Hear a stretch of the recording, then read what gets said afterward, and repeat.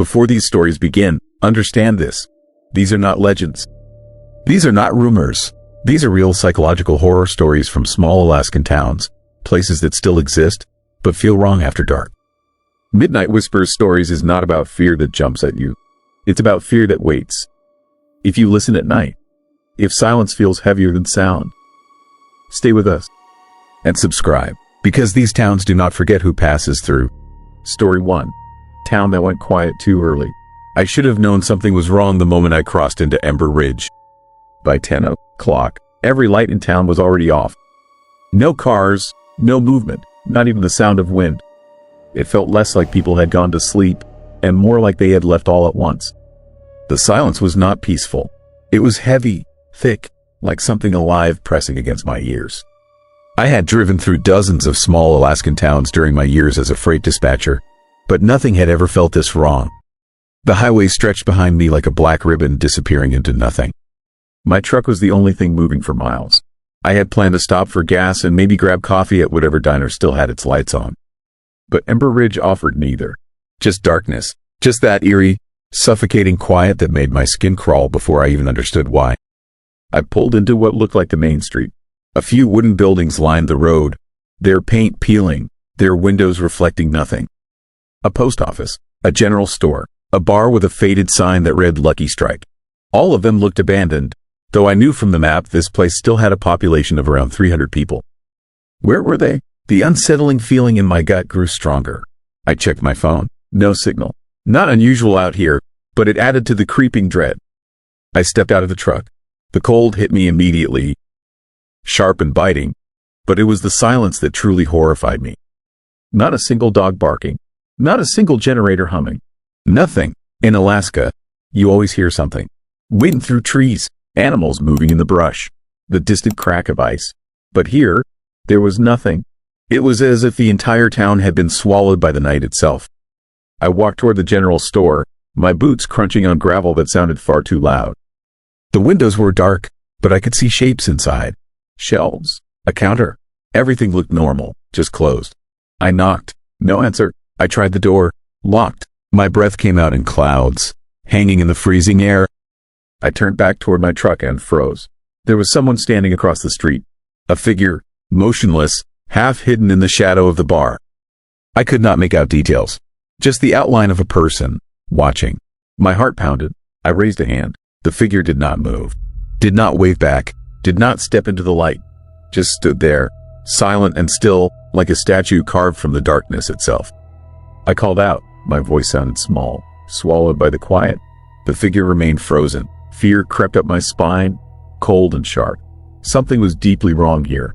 This was not normal. This was not just a sleepy town. This was something else, something disturbing. I got back in my truck, locked the doors, and started the engine. The headlights swept across the street as I turned around. The figure was gone, vanished. I scanned the shadows, my pulse racing. Nothing, no one, just empty street and dark buildings and that horrible, chilling silence pressing in from all sides. I should have left. I should have driven straight back to the highway and never looked back. But I needed gas. My tank was nearly empty. If I tried to leave now, I would be stranded somewhere even worse, alone on a frozen highway in the middle of nowhere. So I decided to wait until morning. Find someone. Get fuel. Get out. I parked near the edge of town, beside a small church with a crooked steeple. I killed the engine but left the keys in the ignition. The darkness outside felt alive, watching. I pulled my jacket tighter and settled in, telling myself it was just one night. Just a few hours until dawn. That was when I heard it. A soft tapping, rhythmic, deliberate, coming from somewhere outside the truck. I held my breath, listening. Tap, tap, tap. It was not random. It was not wind. It was something knocking, on metal, on glass, moving around the vehicle. I turned on the headlights. The street ahead was empty. I checked the mirrors. Nothing behind me. The tapping continued, circling slowly. My hands shook as I reached for the door lock, making sure it was secure. The sound moved to the passenger side, then the back, then the driver's side again. Close, too close. I slammed my hand on the horn. The sound blasted through the silence, loud and jarring. The tapping stopped. I waited, heart hammering, scanning every shadow. Nothing moved. The quiet returned, heavier than before, suffocating, terrifying. I did not sleep. I sat there, eyes wide, watching the darkness for hours. At some point, I noticed something strange. The church beside me had no cross on top of the steeple. Just an empty point, like something had been removed or taken. When the first pale light of dawn finally crept over the horizon, I felt a wave of relief. The nightmare was over. I could leave. I started the engine and pulled back onto the main street. In the growing light, I could see the town more clearly now. And what I saw made my blood run cold. Every single building had the same thing. Marks, scratches, deep gouges in the wood around the doors and windows. Like something had tried to get inside, or had been trying to get out. I drove slowly, staring. The post office, the bar, the general store, all of them scarred with the same frantic claw marks. Fresh, recent. The wood was pale underneath, barely weathered. This had happened recently, maybe even last night. I stopped in front of the general store. Through the window, I could finally see inside clearly. And I saw them. People, dozens of them, crowded together in the back of the store, huddled in the dark. Men, women, children, all of them pressed against the far wall, motionless, staring, not at me, not at anything, just staring at nothing with wide, empty eyes. Horror washed over me. They were alive. I could see them breathing, but they were not moving, not speaking, just standing there in the shadows, packed together like animals hiding from something outside, something that hunted them every single night. I stumbled back to my truck, my mind reeling. What was this place? What had I stumbled into? I needed to leave. Now, forget the gas, forget everything. Just drive until the tank ran dry and pray I made it far enough. But as I turned the key, I saw movement. The door of the bar across the street opened. Slowly, a man stepped out. He was tall, thin, wearing clothes that looked decades old. His face was pale, his eyes dark and hollow. He looked directly at me, and he smiled. It was not a friendly smile. It was knowing, predatory. He raised one hand and pointed down the street, toward the edge of town, toward the highway. I followed his gesture, and that was when I saw it. The road out of town was gone. Not blocked, not damaged, gone. Where the asphalt had been, there was now only dirt, smooth, untouched, as if the highway had never existed at all, as if Ember Ridge had never been connected to the outside world. Panic surged through me. This was impossible. I had driven in on that road just hours ago. I looked back at the man. He was still smiling, still pointing, and now others were emerging from the buildings. Slow, silent, all of them staring at me with those same empty, haunted eyes. I threw the truck into reverse and floored it. The tires spun, kicking up gravel. I turned hard, heading in the opposite direction, toward where I thought another road might be. But every street I turned down ended the same way. Dirt, forest, nothing. Ember Ridge was not a town anymore. It was a trap, a place that had been cut off from the world. And whatever had done it was still here, still watching, still waiting. The sun climbed higher, but the light did not make me feel safer. It only showed me more scratches, more gouges, more signs of desperate attempts to escape. I drove in circles, my fuel gauge dropping, my mind fracturing with fear. And then I understood. The quiet, the empty streets at night, the people hiding in the dark. They were not sleeping. They were surviving. Every night, when the sun went down, something came, something that hunted, something that scratched at doors and windows and circled vehicles in the dark. Something that had driven this entire town to madness. And now I was part of it. I found a small house at the edge of town and broke inside. I needed shelter. I needed time to think. The place was dusty, untouched, but intact. I locked the doors, boarded the windows, and I waited. As the sun began to set again, the quiet returned, that same suffocating silence. And then, just after 10 o'clock, I heard it. The scratching, soft at first, then louder, all around the house, on the walls, on the roof, on the door, and underneath it all, something else. Breathing, low and wet and hungry. I huddled in the corner, shaking, knowing that I would not leave this place. That I would become like the others, standing in the dark, staring at nothing, waiting for the sun, waiting for a dawn that would never save me. Because Ember Ridge does not let anyone go, and out here, in the frozen darkness of Alaska, no one will ever come looking. Story 2. Nobody looked out the window. I should have never stopped in that Alaskan town. But when your headlights catch a road sign at 3 in the morning and your gas tank is nearly empty, you do not have many choices. The sign said population 47. That number felt wrong the moment I read it. Too specific, too small, like someone had counted recently. The highway had been empty for hours. Just me, the darkness, and the endless stretch of frozen wilderness pressing in from both sides. My phone had lost signal 200 miles back. The radio played nothing but static. I was driving through a place where civilization felt like a memory, and every mile made that memory fade a little more. When I finally rolled into town, the silence hit me first. Not the peaceful kind, the unsettling kind, the kind that makes your skin crawl because something should be making noise but nothing is. My engine sounded obscene in that quiet, like I was disturbing something that wanted to stay hidden. I drove down the main street slowly, looking for any sign of life. Streetlights worked, but they seemed dimmer than they should be. The storefronts were old, their painted signs cracked and peeling. A diner, a general store, a post office smaller than my bedroom back home. Everything looked abandoned, but not quite. Fresh tire tracks marked the snow. Footprints led to doorways. Someone lived here, recently. What made my hands tighten on the wheel was the windows. Every single house I passed had its curtains drawn. Not just closed, sealed, like the people inside had covered them deliberately, making sure no gap existed. I expected to see at least one light behind a curtain. Some evidence of life in this forgotten place. But every house was dark, every window empty. The feeling was not loneliness. It was avoidance. Like the entire town had decided together that looking outside after dark was dangerous. I found the gas station at the far end of town, a single pump under a flickering light. The building beside it was dark except for one window that glowed with a sickly yellow bulb. I pulled up, killed my engine, and sat there for a moment. The silence rushed back in. Absolute. Suffocating. The cold hit me like a fist when I stepped out. Alaska cold. The kind that burns your lungs and makes your bones ache. My breath came out in clouds that seemed to hang in the air too long, like even the fog was reluctant to move. The snow crunched under my boots. Each step echoed. I tried the pump. Locked. Of course it was locked. I would have to go inside, wake someone up, pay cash probably. My wallet had $300. Enough to get out of here and back to somewhere real.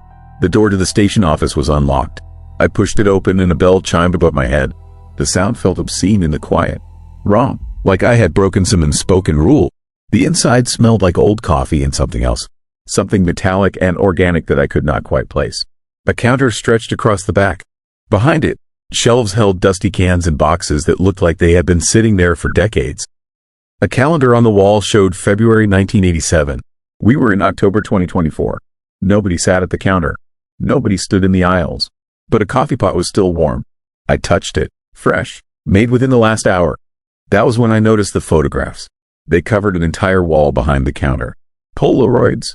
Dozens of them, pinned in neat rows. I walked closer. Each photo showed the same thing. The town. This town. But in every picture, something was different. In one, a house had its door hanging open. In another, dark shapes stood in the middle of the street. In a third, every window in town glowed with the same yellow light. But what made my stomach turn was the dates scrawled on each photo. They were all from the last 6 months.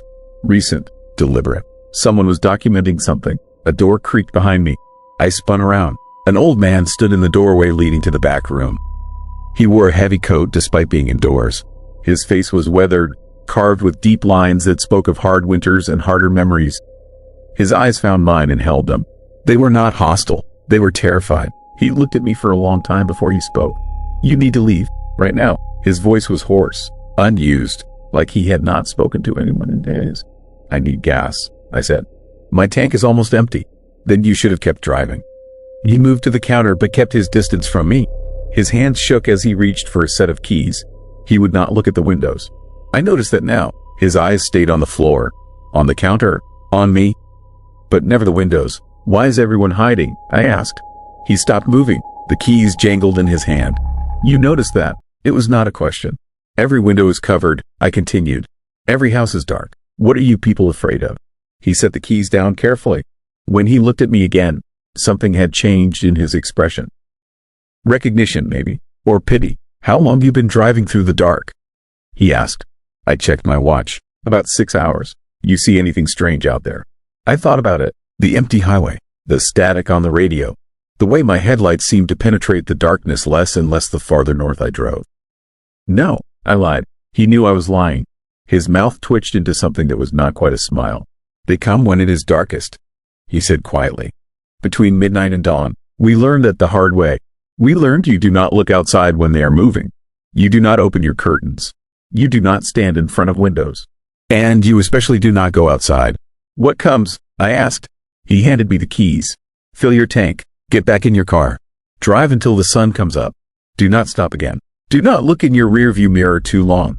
And if you see something standing in the road, you do not slow down. The keys were cold in my palm. My heart was pounding now. Every instinct screamed at me to press him for answers, but something in his eyes told me I did not want those answers. Not really. What happened to the other people who stopped here? I asked. His face went pale. Most of them left. A few did not. We do not talk about the ones who did not. I wanted to ask more. I wanted to demand explanations. But fear had wrapped itself around my throat. I nodded, took the keys, and headed for the door. Wait, he called. I turned. When you are driving, keep your eyes on the road. If you see something in your peripheral vision, something moving alongside your car, do not look directly at it. Do not acknowledge it, and no matter what, do not stop. I left without another word. Outside, the cold felt colder. The silence felt heavier. I unlocked the pump, filled my tank with hands that would not stop shaking. The whole time, I felt eyes on me. Not human eyes, something else. Watching from the spaces between buildings, from the shadows under the eaves, from the dark windows of sealed houses. I replaced the nozzle, screwed the gas cap back on, and climbed into my car. The door slammed too loud. The engine roared to life, and I had never been so grateful for noise. I drove fast. The town disappeared behind me in seconds. The highway stretched ahead, empty and black. My headlights cut through the darkness, but it felt thinner now, like the light was losing. That was when I saw the first one, a shape, standing at the side of the road. Tall, too tall. It did not move as I approached, did not turn its head, just stood there, perfectly still, facing the highway. I kept my eyes forward, did not slow down, past it doing 70. In my peripheral vision, I saw it turn to follow my car. Then there was another, and another, every few miles. A shape standing at the roadside, always the same height, always facing the road, always turning to watch as I passed. I started counting them. A mistake. By the time I hit 20, my hands were white-knuckled on the wheel and my breath came in short gasps. They were not following me. They were already ahead of me, waiting. The radio crackled to life. Not music, not voices, just a low, rhythmic sound. Like breathing, deep and slow and wrong.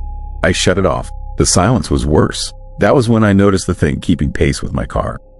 It moved through the trees beside the highway. Fast, impossibly fast. I could see it in flashes between the trunks. A shadow darker than the night around it. It matched my speed perfectly. When I accelerated, it accelerated. When I slowed, it slowed. Do not look directly at it, the old man had said. I kept my eyes forward, but I could feel it there, watching, waiting for me to acknowledge it. The shapes at the roadside became more frequent.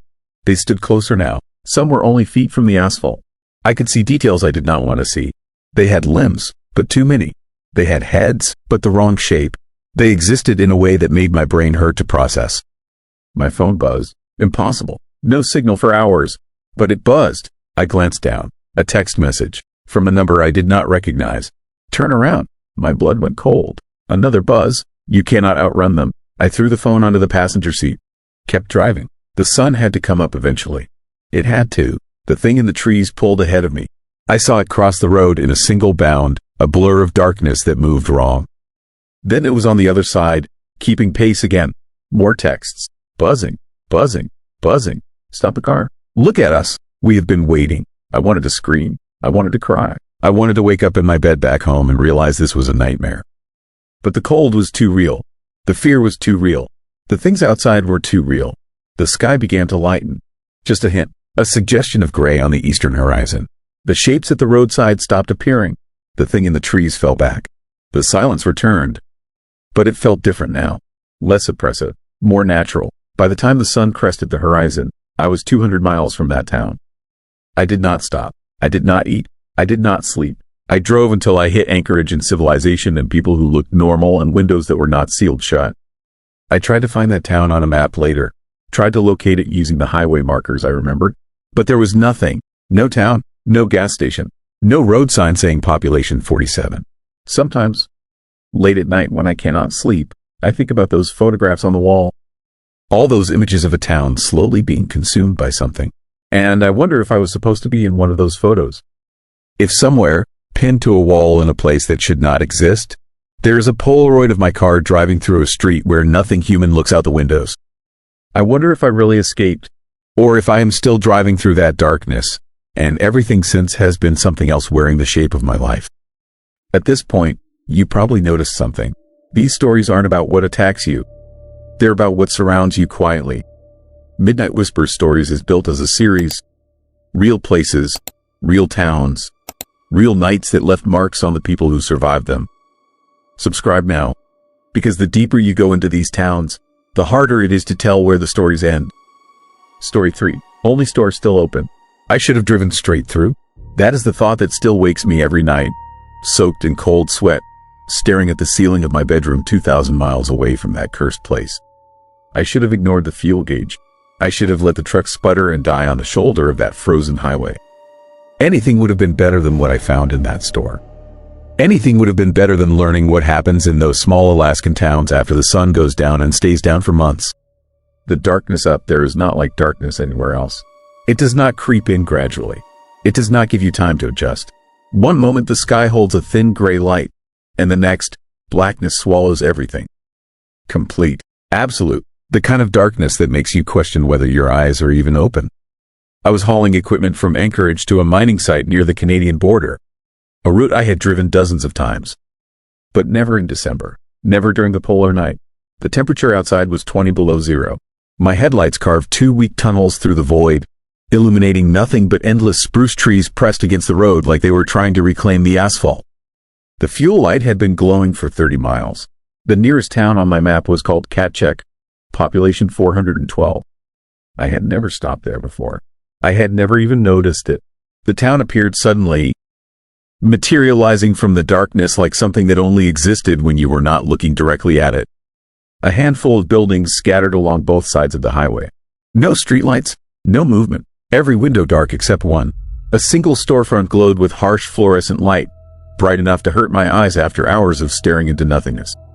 The sign above the door read, Katchek General Store, in faded red letters. Underneath, a smaller sign. Open. I pulled into the parking lot. The asphalt was covered in packed snow, smooth and undisturbed. No tire tracks, no footprints. Just my truck sitting alone under that sick yellow light spilling from the store windows. I killed the engine and sat there, hands still gripping the wheel, trying to understand why every instinct in my body was screaming at me to drive away. To take my chances with an empty tank in the middle of nowhere rather than walk through that door. The store looked normal. Clean glass windows, advertisements for motor oil and beef jerky taped to the inside. Through the window I could see shelves stocked with canned goods, camping supplies, automotive parts. Everything a person might need in a remote Alaskan town. But something was wrong. Something about the way the light did not quite reach the corners of the room. Something about how still everything was inside. No movement. No shadow of a clerk walking between aisles. No flicker of a television behind the counter. I needed fuel. The next town was 60 miles away.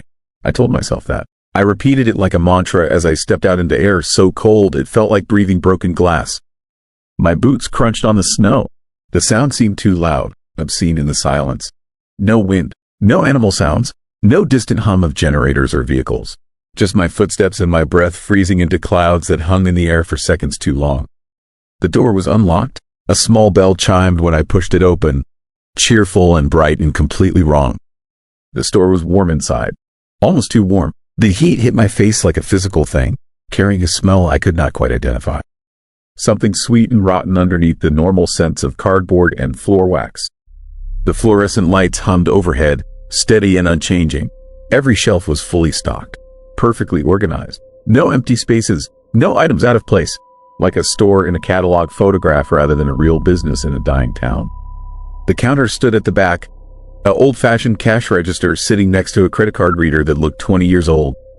A stool behind the counter, a jacket hanging on a hook, a half-drunk cup of coffee steaming gently, like someone had just set it down and walked away seconds before I arrived. But no one was there. No clerk, no customers, no sign that anyone had been in this building for hours. I called out. My voice sounded flat and dead, absorbed by the space rather than echoing. No response. I walked down the center aisle, my boots squeaking on the linoleum floor.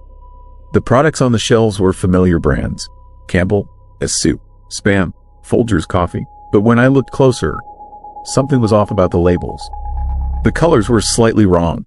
The logos distorted in ways I could not quite articulate, like they were copied from memory by someone who had seen them but not understood them. At the back of the store, next to the restroom doors, I found a bulletin board covered in announcements and advertisements. Community bake sale 3 months ago. A lost dog poster with a phone number written in shaky handwriting. A notice about ice fishing regulations. Normal small town things, except every single piece of paper was perfectly clean. No wrinkled edges, no faded ink, no pinholes from being taken down and put back up. They looked like they had been printed and placed there minutes ago, deliberately arranged to look random and authentic. The horrifying realization crept over me slowly. This store was a stage, a set. Something had built this place to look normal, to draw people in. But it did not understand how real stores actually worked. How they accumulated dirt and disorder. How products got moved around and shelves got empty spots. How people left traces of themselves everywhere they went. This place was too perfect. Too still. Too wrong. I backed toward the entrance, my heart hammering. I needed to leave. Forget the fuel. I would coast as far as the truck would take me and walk the rest if I had to. Anything to get away from this place. But when I turned around, I froze. The parking lot outside was not empty anymore. 7 vehicles surrounded my truck. Old cars and pickups, their paint jobs faded and rust eating through the bodies. I had not heard them arrive. No engines, no doors slamming. They were just there, positioned in a loose circle like they had been there for years. And in each vehicle, barely visible in the dim light, I could see the outline of someone sitting in the driver's seat. Perfectly still, watching the store, watching me. I stumbled away from the door. The bell chimed again, mocking and bright. My mind raced through possibilities. Locals playing some kind of sick joke on outsiders. A cult, a trap set by desperate people in a dying town. But none of those explanations felt right. None of them accounted for the terrible stillness of those figures in the cars. The way they did not move at all, not even the slight shift of breathing. Behind me, I heard a sound. Soft, almost like fabric brushing against fabric. I spun around. The jacket on the hook was swaying slightly, even though there was no breeze. The cup of coffee on the counter was empty now, bone dry, like it had been sitting there for months, and the lights overhead began to flicker.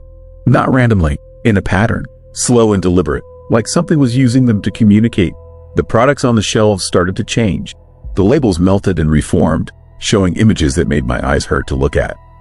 Pictures of the store itself, but wrong, distorted, showing angles that should not exist, showing rooms beyond the walls, showing people standing in aisles where no people were. I saw myself on one of the labels, standing exactly where I was standing, looking at the can in my hands. My face twisted in an expression I had not made yet. I ran, not toward the door with those watching vehicles outside, toward the back, toward the restroom area. There had to be a rear exit, a delivery entrance. Anything. I crashed through a door marked "Employees Only" and found myself in a storage room. More shelves, more products, but these were not arranged neatly. They were piled in heaps, spilling across the floor. And they were moving, slowly writhing like living things. Cans rolling uphill, boxes rearranging themselves, building structures that looked almost like words in a language I did not recognize. At the far end of the storage room, I found a door. Heavy metal with a push bar. An emergency exit. I slammed into it with my shoulder and burst out into the freezing air. The cold hit me like a hammer, so intense after the oppressive heat of the store that I gasped and nearly fell. I was behind the building, a narrow alley between the store and a dark structure next to it. No light back here, just shadows deep enough to hide anything. I ran along the side of the building, my boots sliding on ice, heading back toward the front where my truck waited. The figures in the vehicles had not moved. Still sitting there, still watching. I could see them more clearly now as I got closer. They were not people. They were shaped like people. They had the rough outline of human beings, but the proportions were wrong. Arms too long, heads too large, and their faces, God, their faces, just smooth darkness where features should have been. Like someone had described humans to something that had never seen one and it had done its best to approximate. My truck was surrounded. I would have to get past them to reach it. I pulled my keys from my pocket, thumb on the unlock button, calculating the distance.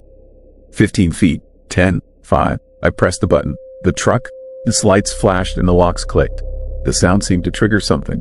All 7 of the figure things turned their heads in perfect unison to look at me. Not at the truck, at me, like they had been waiting for me to make exactly that move. I dove for the driver, his door, and yanked it open. Threw myself inside, hit the lock button, jammed the key into the ignition. The engine turned over, coughed, and died. Empty tank. I had forgotten. In my panic, I had completely forgotten why I stopped here in the first place. I tried again. The starter groaned. Nothing. I looked up through the windshield. The figure things were getting out of their vehicles, moving in that same synchronized way. Their movements were too smooth. No hesitation. No wasted motion, like watching a video played in reverse. They surrounded my truck. 7 of them, standing in a circle, just standing there, staring with those blank knot faces, waiting. Then the store behind them began to change. The walls seemed to breathe, to expand and contract. The windows grew larger, showing impossible depths inside, rooms that could not fit in a building that size, corridors stretching into darkness. And in those corridors, I saw more of them. Dozens, hundreds, all those smooth blank faces turned toward me, all of them perfectly still, all of them waiting for something I could not understand. The fuel gauge on my dashboard flickered, then moved, rising from empty to quarter tank. Half tank, full. The engine turned over without me touching the key, roared to life. The headlights blazed, and the figure things stepped back, opening a path, letting me go. I did not question it. I threw the truck into gear and gunned the engine. The tires spun on the ice before catching.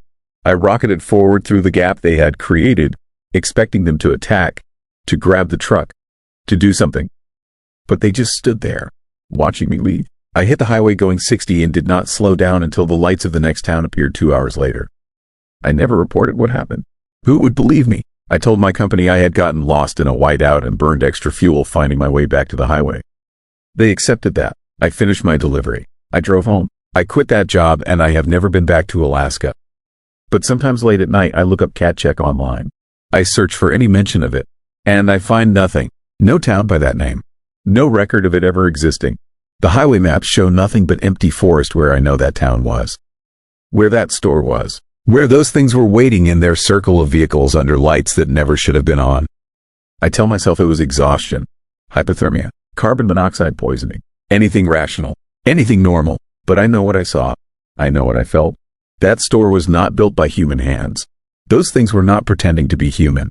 They were studying us, learning us, and the most terrifying part is not what they are or where they came from. It is the question of how many other stores like that exist. How many other empty parking lots with one light burning? How many other travelers have stopped at places that should not be there? How many never made it back out? How many are still sitting in those vehicles? Still watching, still waiting for whatever comes next when you stay too long in a place that only pretends to follow the rules we understand. I should have driven straight through. Story 4. Last station. I need to tell you what happened to me in Barrow, Alaska. I need to tell someone before I forget, or before I start to believe it never happened at all. This is not a campfire story. This is not fiction. This is what I saw during the darkest part of an Alaskan winter. And I have not slept properly since that night. Let me be clear about one thing from the start. I am not a person who believes in ghosts. I am not someone who jumps at shadows or sees omens in coincidences. I am a trucker. I have driven through 48 states. I have pulled off at terrible roadside motels at 3 in the morning without hesitation. I am the kind of person who laughs at horror movies. I was that person, and what I am about to describe to you will haunt me until the day I die. The trouble started because I was stupid and desperate. I was short on my monthly payment for my truck. Money was tight. Really tight. The kind of tight that makes you take jobs you normally would refuse. So when my dispatcher called with a haul to Barrow, Alaska, I said yes without thinking about the complications. Barrow is not a place people drive to casually. It sits at the very edge of the North American continent, a town of about 4,000 people who somehow live where the sun disappears for 65 days straight. November through January is that nightmare window.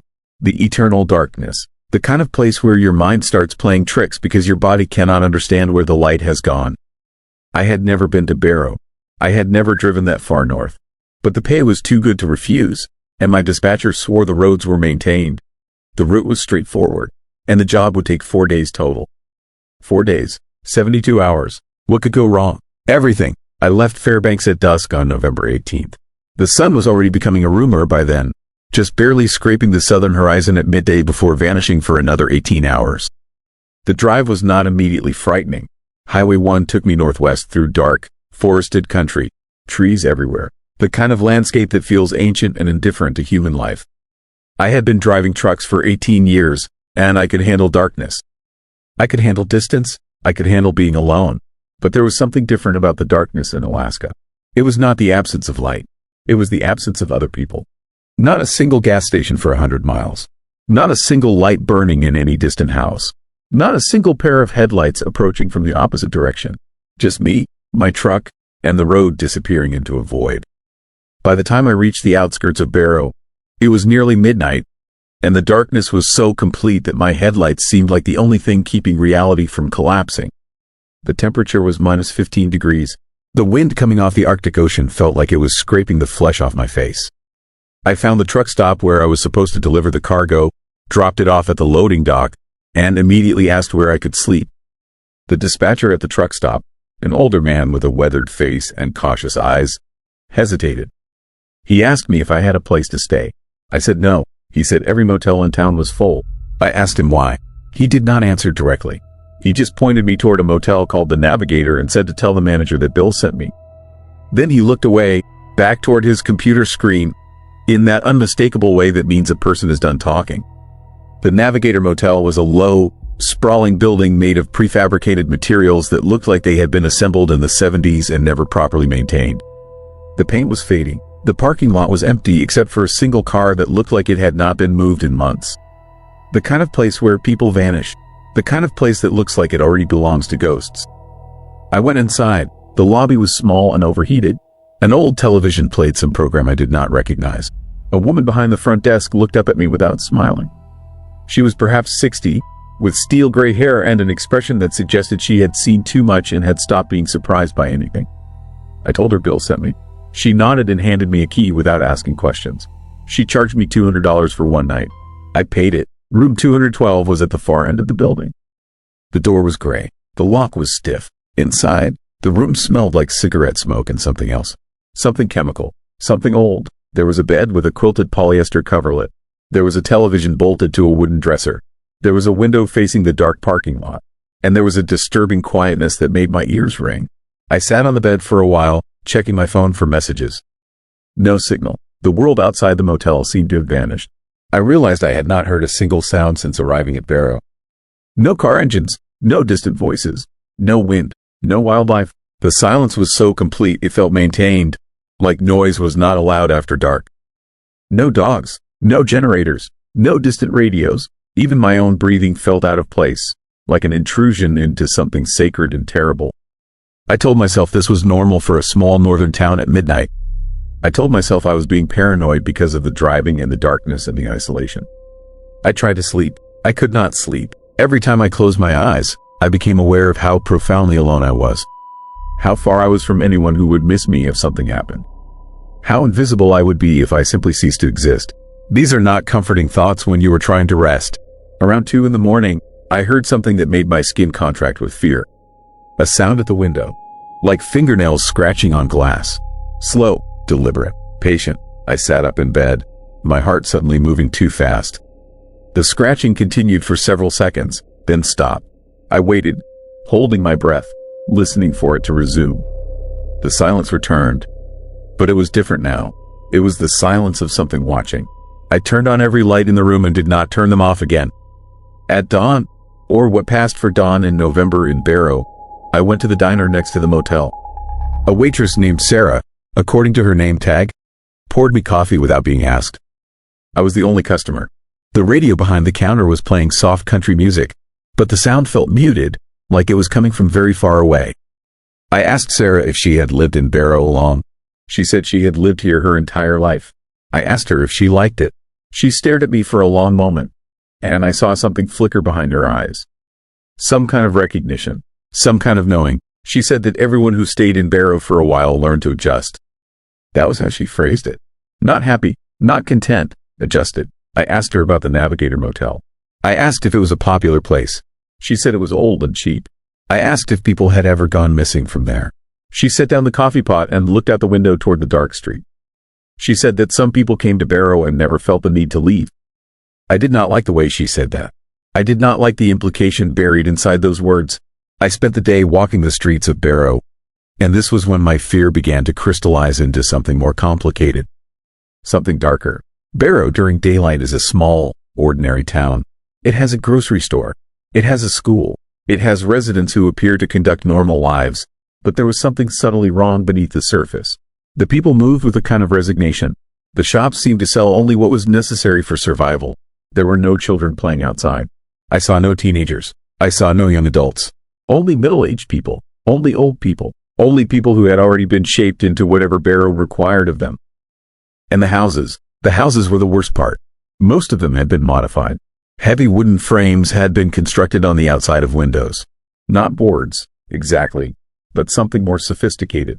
Something designed to be kept on year-round. They were not protection against weather. They were isolation. They were something designed to keep people from looking in and keep the people inside from looking out. By the time darkness fell again, I was profoundly disturbed. I went back to the Navigator Motel and locked myself in room 212. I considered calling my dispatcher and requesting an immediate return to Fairbanks, but I had no cell signal and the office was closed. I was trapped here, at least for the night. That was when I discovered something that changed everything. I was sitting on the bed, trying to distract myself with the television, when I noticed something underneath the dresser. A small object. I thought perhaps the cleaning staff had missed something. I reached down and retrieved it. It was a photograph, faded color. It showed the Navigator Motel, but it looked different. Older, in better condition. There were cars in the parking lot. Dozens of them. Vehicles from perhaps the 1970s. But what captured my attention were the people. There were people standing in front of the motel. Dozens of them, lined up as if for a formal picture. They all faced the camera with the same expression. The same blank, unseeing stare. The same hollow eyes. On the back of the photograph, written in faded pen, were words.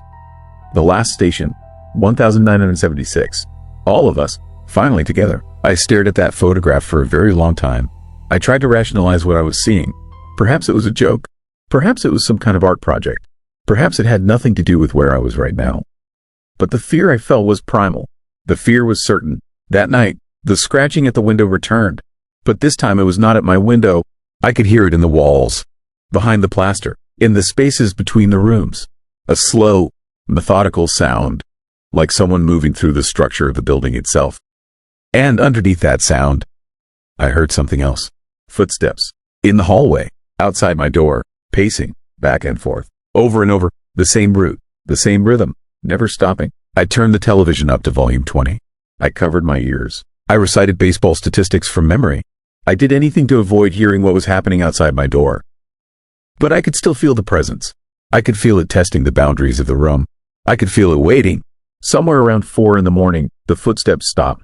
The scratching stopped. The silence returned. But I knew, with absolute certainty, that something had changed.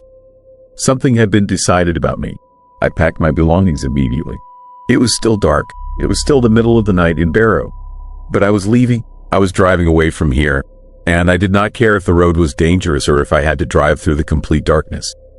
Anything was better than spending another moment in that room. I went to the front desk of the motel. The woman was there, sitting behind the counter, watching the television. She did not look up at me as I approached. I told her I was leaving early. I asked for a refund. She said there were no refunds. I asked for my key back. She said I should keep it. She said I might need it someday. That sentence, I might need it someday. I have spent every night since then trying to understand what she meant. I walked to my truck and drove away from Barrow without stopping. The road back to Fairbanks was dark and empty. My headlights cut through the void. The temperature was dropping further as I drove south. -20, -25, -30, the kind of cold that makes metal brittle and diesel fuel thick. About 30 miles south of Barrow, my truck began to malfunction. The engine coughed. The electrical system flickered. My dashboard lights went out and came back on and went out again. I knew enough about engines to be concerned. I pulled over at a spot where there was nothing but darkness in all directions. I got out to check under the hood. The engine was fine. The electrical system was fine. But there was something on my windshield. Frost, perhaps, but formed into a shape. A face, a human face, watching me from the glass. I touched it, and the frost melted immediately. And in that moment, I saw something in my peripheral vision. A figure standing about 50 yards away, between my truck and the road, watching me. I could not see its features clearly. It was like looking at a negative space. A hole in the world shaped like a person. But I could feel its attention. I could feel it recognizing me. I got back in my truck immediately. The engine started without problems. I drove away from that spot at 70 miles per hour on a road I could barely see. I did not stop. I did not look in the rearview mirror. I drove south through the darkness for 6 hours straight, and I did not feel safe until the sun began to rise somewhere south of the Arctic Circle. I made it back to Fairbanks by noon. I immediately called my dispatcher and told him I was done. I wanted no more jobs north of Fairbanks. I wanted no more jobs in Alaska. Period. He asked me what happened. I told him nothing happened. I just wanted out. I returned to my home in Montana 2 days later. I have not driven commercially since. I have not left my home much at all, if I am being honest. I sleep with lights on. I keep my doors and windows locked even when the weather is warm. And I have recurring nightmares where I am back in room 212. And I am still trying to leave, but the hallway keeps extending, and the doors keep repeating, and I realize I never actually escaped it all. But here's the thing that terrifies me most. 6 months after my trip to Barrow, I received a letter in the mail. No return address, just my name written in faded pen on an envelope. Inside was something impossible, a Polaroid photograph, a recent photograph. It shows me sleeping in my bed at home in Montana. It shows me lying there, in my bedroom, with the lights off, completely asleep, completely vulnerable. The photograph is dated the day after I returned from Alaska. Someone was inside my home. Someone from Barrow, or something. And I was completely unaware until they left me this message. The message was simple. On the back of the photograph, written in the same faded pen, "We do not forget those who have seen us. We do not release those who have visited the last station. Someday you will understand. Someday you will come back. And when you do, you will not want to leave." I moved 3 times after receiving that photograph. I changed my phone number. I try to forget about Barrow, but I know, deep in my bones, that someday I will drive north again. Someday I will find myself back at the Navigator Motel, and I will recognize the people standing in the hallway, and I will understand what the woman at the desk meant when she said I might need that key someday. I am writing this account now because I am starting to forget what it feels like to be alone. I am starting to forget what daylight looks like without seeing darkness underneath it. I am starting to understand that Barrow never really left me, that something followed me home, or perhaps never truly allowed me to leave in the first place. If you have read this far, I need you to understand something important. Do not drive to Barrow, Alaska. Do not stay at the Navigator Motel. Do not look too closely at the people who have lived there for a very long time. And if you ever receive a letter in the mail with no return address, if you ever find a photograph of yourself that you do not remember being taken, if you ever hear a scratching sound at your window in the deepest part of the night, you will know that something is reaching for you from the darkness. The last station is not a place. It is a condition. It is a way of existing where the boundaries between living and not living become unclear. And I believe I am becoming something closer to that condition every single day. I can feel it in the silences between my heartbeats. I can feel it in the spaces where sleep should come but does not. I can feel it in the certainty that someday, perhaps very soon, I will make that drive north again. And this time I will not try to escape. This time, I will understand that I was never supposed to leave. Story 5.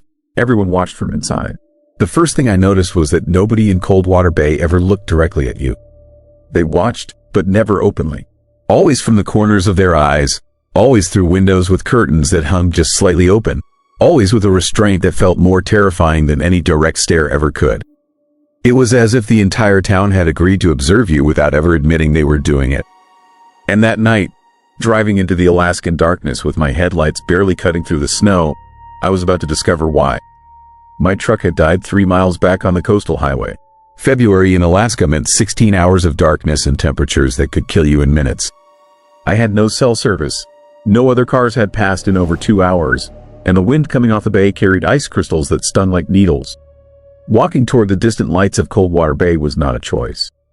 It was survival. But with every step closer to that small cluster of buildings hunched against the frozen shore, the fear growing in my chest told me I was making a horrible mistake.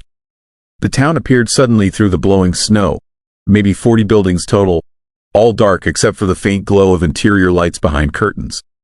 Not a single street light worked. Not a single outdoor lamp illuminated the roads. Everything was shadows and that eerie, muffled quality that heavy snow creates, like the world had been wrapped in cotton and left to suffocate. I could see the shapes of trucks and cars buried under snowdrifts, ice boats pulled up on the beach, fishing equipment frozen in place. But no people, nobody outside, nobody moving, just that constant, crawling sensation of being watched from every darkened window I passed. The general store sat at the center of town, a 2-story wooden building that looked like it had been standing since the gold rush days. Through the frost-covered window, I could see shelves stocked with supplies, a wood stove glowing orange in the corner, and a figure standing behind the counter. Motionless, facing the door, waiting. The door was unlocked. The warmth inside was immediate and overwhelming after the brutal cold, but it brought no comfort. Because now I could see the man behind the counter clearly, and what I saw made my stomach turn. He was watching me, not looking at me directly, but watching me in the reflection of a mirror mounted on the wall behind him. His eyes were fixed on my reflection, studying every movement I made. But his head never turned. His body remained perfectly still, hands resting on the counter, breathing so shallow I could barely see his chest move. The silence in that store was suffocating, broken only by the crackling of the fire and the wind howling outside. I tried to speak, to explain my situation, but the words died in my throat. Something about his stillness, about the way he watched without watching, filled me with a primal dread I could not explain. I noticed others then. In the darkness beyond the store window, I could see faces. Dozens of them, pressed close to the glass of surrounding buildings, all angled toward the store, all watching through reflections, through peripheral vision, through any method that allowed them to observe without direct eye contact. Men, women, even children, all perfectly still, all engaged in this same restrained surveillance. The horror of it struck me like a physical blow. This was not curiosity. This was not small-town suspicion of strangers. This was something else entirely. Something organized. Something that had rules I did not understand. The man behind the counter finally moved. Slowly, with mechanical precision, he reached under the counter and pulled out a piece of paper and a pencil. He slid them across to me without ever turning his head, without ever meeting my eyes directly. On the paper, written in neat handwriting, was a single sentence that made my blood freeze.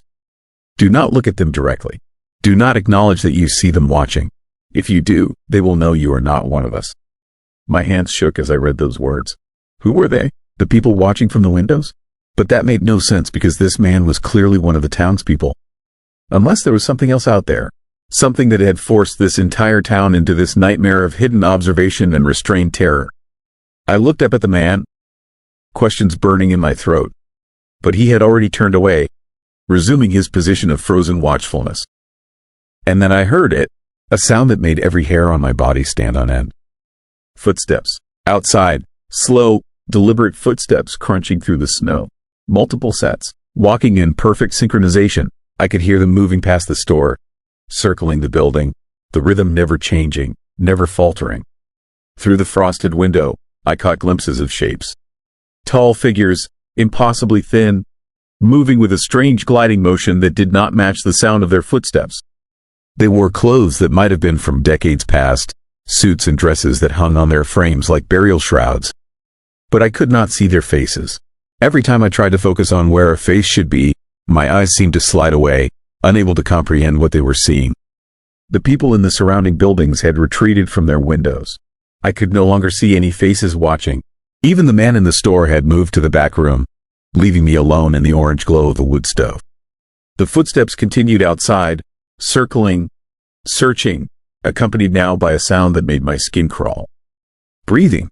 Wet, rattling breathing, like lungs filled with fluid, like drowning on dry land. And underneath it, a whisper. Not words exactly, but the suggestion of words, voices that seemed to bypass my ears and speak directly into my brain. They were asking questions. Who was I? Why was I here? Did I belong? The whispers probed at my thoughts like cold fingers, searching for something, testing me. I pressed my hands over my ears, but it made no difference. The voices were not coming from outside. They were coming from inside my own head, invited in by my fear, by my awareness of being watched. I understood then what the note had meant. The townspeople had learned to hide their observation, to never acknowledge these things directly, because direct acknowledgement gave them power, gave them access. I grabbed the pencil with trembling hands and wrote on the paper. What are they? How do I survive until morning? I left it on the counter and backed away, keeping my eyes down, focusing on the wooden floorboards, on the pattern of knots and grain, on anything except the shapes moving past the windows. Minutes crawled by. The footsteps continued their circuit. Then the man emerged from the back room, moving with that same careful stillness. He read my note and wrote a response that took him several minutes to complete. When he was done, he pushed it toward me and retreated again. The note explained everything in clinical, horrifying detail. 60 years ago, a fishing boat had returned to Coldwater Bay after being lost for 3 weeks in a storm. Everyone aboard had survived, impossibly, but they had brought something back with them. Something that had attached itself to the boat in the deep water where light never reaches. The fishermen would not speak about what they had seen. They could not speak about it, because putting it into words gave it more strength, more reality. Instead, they had developed a system of hidden observation, of watching without watching, of acknowledging without acknowledging. And the things that had followed them home had accepted this arrangement. They walked the streets at night. They circled the buildings. They tested the townspeople, searching for anyone who would look directly at them, anyone who would invite them in through the act of recognition. Those who looked directly at the things were taken.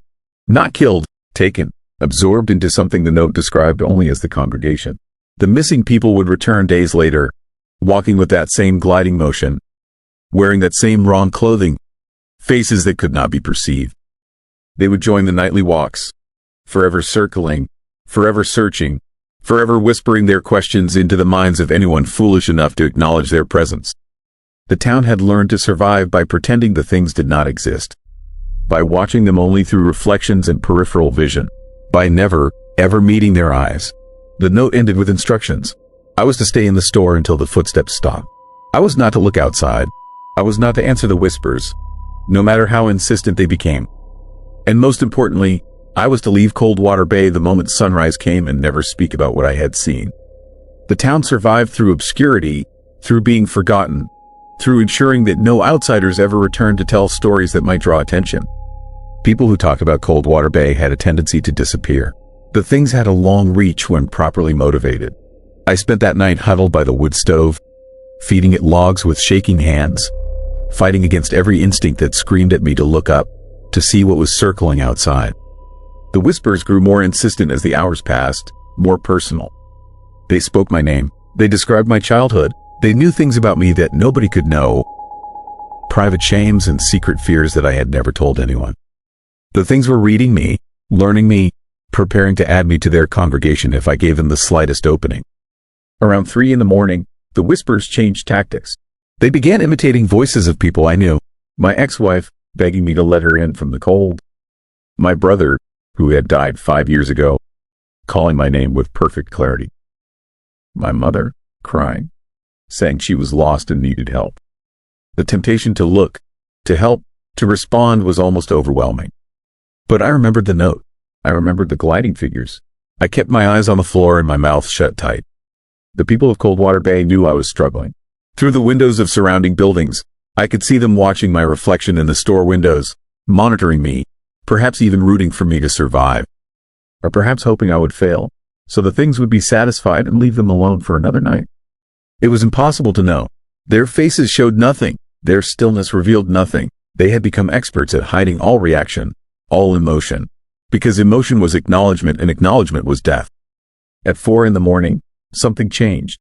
The footsteps stopped, the whispers cut off mid-sentence. A silence fell over Coldwater Bay that was somehow worse than the sounds had been. In that silence, I heard a new sound. Scratching. Something was scratching at the door of the general store, slow and deliberate, like fingernails on wood. Then scratching at the windows, then at the walls, surrounding the building, testing every surface, searching for a way in.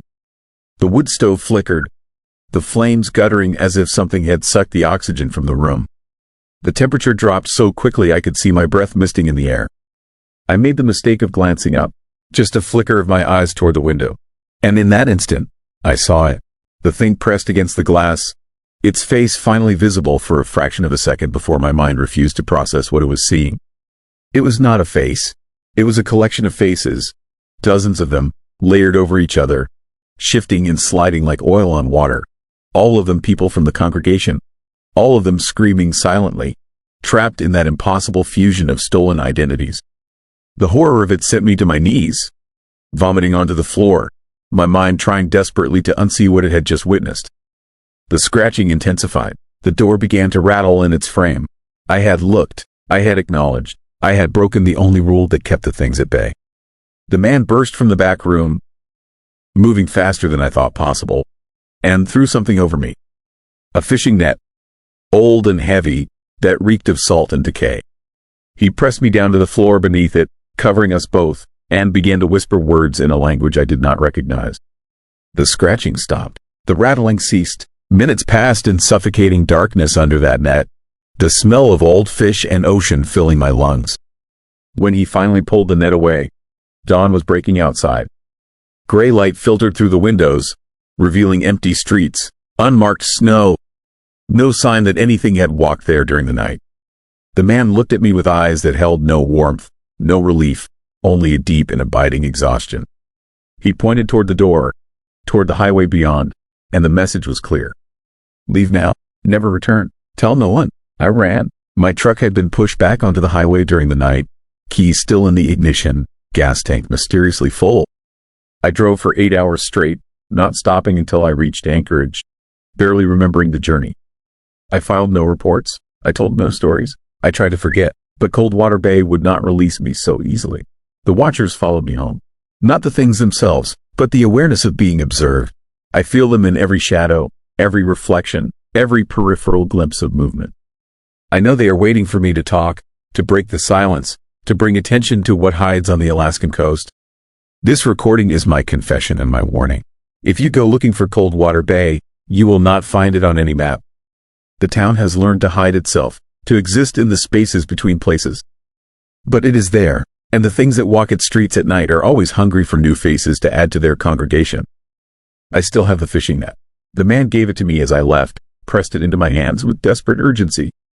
I keep it by my bed now, because some nights, I hear the footsteps outside my house. I hear the whispers asking their questions, and I know that looking at them once has marked me forever. The only thing standing between me and the congregation is a rotten fishing net and my ability to keep my eyes down, to watch without watching, to survive by pretending that the most terrifying thing I have ever seen does not exist at all. And some mornings, I wake up and find my doors scratched, my windows tested, and I know they were here. I know they are patient. I know that one day, I will slip. I will look, and when I do, I will join the congregation walking the streets of Coldwater Bay, forever circling, forever watching, forever waiting for the next fool who breaks the rule and looks directly into the face of something that should never be seen. Story 6. Gas station closed before sunset. The gas station was already closed when I pulled in at 4:30 in the afternoon. In a town this small, the gas station should have been essential. But it shut down hours before dark, with no explanation posted. Locals acted as if that was normal. The pumps stood silent under flickering overhead lights that had no business being on yet. A handwritten sign hung crooked on the door. Closed. Nothing else. No hours listed. No reason given. Just that one word in faded marker that made my stomach turn for reasons I could not explain. I was 3 hours deep into rural Alaska, chasing a lead on a construction contract that probably did not exist. My GPS had died 20 miles back. My phone showed no signal, and my fuel gauge was kissing empty. The town was called Coldwater, population maybe 200 if you counted the dogs. A scatter of weather-beaten houses, a shuttered diner, and this gas station that apparently closed before the sun even thought about setting. I tried the door anyway. Locked. I cupped my hands against the glass and peered inside. The interior looked normal. Racks of chips and candy, a coffee machine, a register, everything in place like someone had just stepped away for a moment. But something about it felt wrong. The lights were off inside. Deep shadows pooled in the corners, and on the counter, I could see something that made my skin crawl. A radio, turned on, its little red light glowing in the darkness. Someone had left it running. The eerie silence of the town pressed in around me. No cars, no voices, no movement anywhere, just the low hum of those overhead lights and the creeping sensation that I was being watched. I turned and scanned the street. A few houses sat back from the road, their windows dark despite the early hour. Smoke rose from one chimney, proof of life. But I saw no one. The whole place had the feel of a town holding its breath. I walked back to my truck, my boots crunching on gravel that sounded too loud in the quiet. I needed gas. I needed help. I needed to find someone, anyone, who could point me toward another station or at least explain why this one had closed so early. It made no sense. In towns like this, gas stations stayed open until 8 or 9 at least. They were gathering spots, lifelines. You did not just shut them down in the middle of the afternoon. I spotted a man across the street, standing in the doorway of a small house. He was older, maybe 70, wearing a heavy coat despite being indoors. He watched me with an expression I could not read.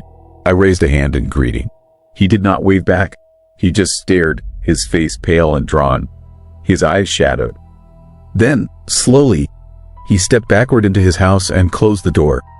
The click of the lock echoed in the stillness. Fear began to creep into my chest. This was not right. None of this was right. I got back in my truck and drove deeper into town, looking for anything open. A store, a bar, anything, but every building I passed was dark, locked, abandoned looking, and yet I could feel people inside, watching from behind curtains, hidden in shadows. The whole town was awake but hiding, like they knew something I did not. I found what looked like a small general store near the center of town. The lights were on inside. Finally, I parked and approached the door. A bell chimed as I pushed it open, the sound jarring in the oppressive quiet. The interior smelled like old wood and dust. Shelves lined the walls, stocked with canned goods and supplies. Behind the counter stood a woman, middle-aged, her face lined with worry. She looked up as I entered, and I saw something flicker in her eyes. Not surprise, fear. She spoke before I could. Her voice was low, urgent, barely above a whisper. She told me I needed to leave. Right now, before it got dark. She did not explain. She did not elaborate. She just repeated it. Leave. Now. Before dark. The way she said it made my blood run cold. There was genuine terror in her voice. Desperation. Like she was trying to save my life. I asked about gas. I explained my situation. She shook her head, her hands trembling as she gripped the counter. The gas station closed at 4 every day. No exceptions. No one pumped gas after that. It was not safe. Those were her exact words. Not safe. I pressed her. Not safe from what? But she would not answer. She just looked toward the window, toward the fading daylight outside, and told me again to go. Drive until my tank ran dry if I had to. Just get away from cold water before the sun went down.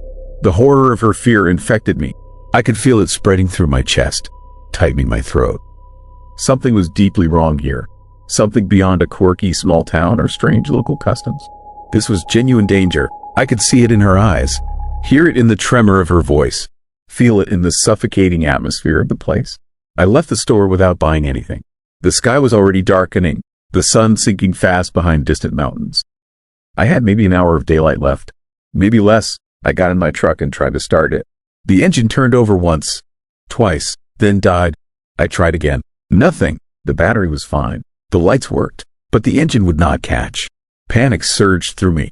Not now. Not here. I popped the hood and climbed out, my hands shaking. I checked the connections, the fuel line, everything I could think of. Nothing looked wrong, but the truck would not start. It was as if something had simply decided it would not run. Not here. Not now. The disturbing thought crossed my mind that the town itself was keeping me here, trapping me. The light was fading fast now. The shadows stretched longer, darker, creeping across the street like living things. I slammed the hood shut and looked around. The woman from the store was standing in her doorway, staring at me. Even from a distance, I could see the pity in her expression. She knew I was stuck. She knew what that meant. And then she went inside and locked the door, pulling the shade down over the window. One by one, the lights in town began to go out.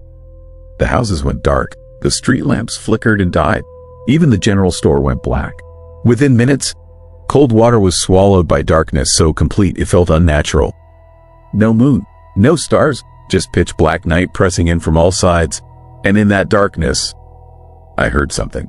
Footsteps, slow, deliberate, coming from somewhere down the street. Not one set, multiple, walking in perfect unison, their rhythm identical, like soldiers marching. But there was something wrong with the sound. Something off. The steps were too heavy, too slow, and beneath them, I could hear something else. A wet, dragging sound, like something being pulled across pavement. I climbed into the truck and locked the doors, my heart pounding so hard I could hear it in my ears. I could not see anything outside. The darkness was absolute, but I could hear them, getting closer, The footsteps and that horrible dragging sound moving up the street toward me. I held my breath, pressing myself back against the seat, praying they would pass by. They stopped, right outside my truck. I could hear breathing now, low and ragged, coming from multiple directions. They were surrounding the vehicle. I could feel them out there in the dark, inches away from the glass, standing in a circle around me. Waiting. The terror was overwhelming, suffocating. I wanted to scream, but my throat had closed up. I could not move, could not think, could only sit there in the darkness, listening to them breathe. Then I heard it, a voice, or something like a voice. It came from directly outside my driver's side window, so close I could feel the words vibrate through the glass.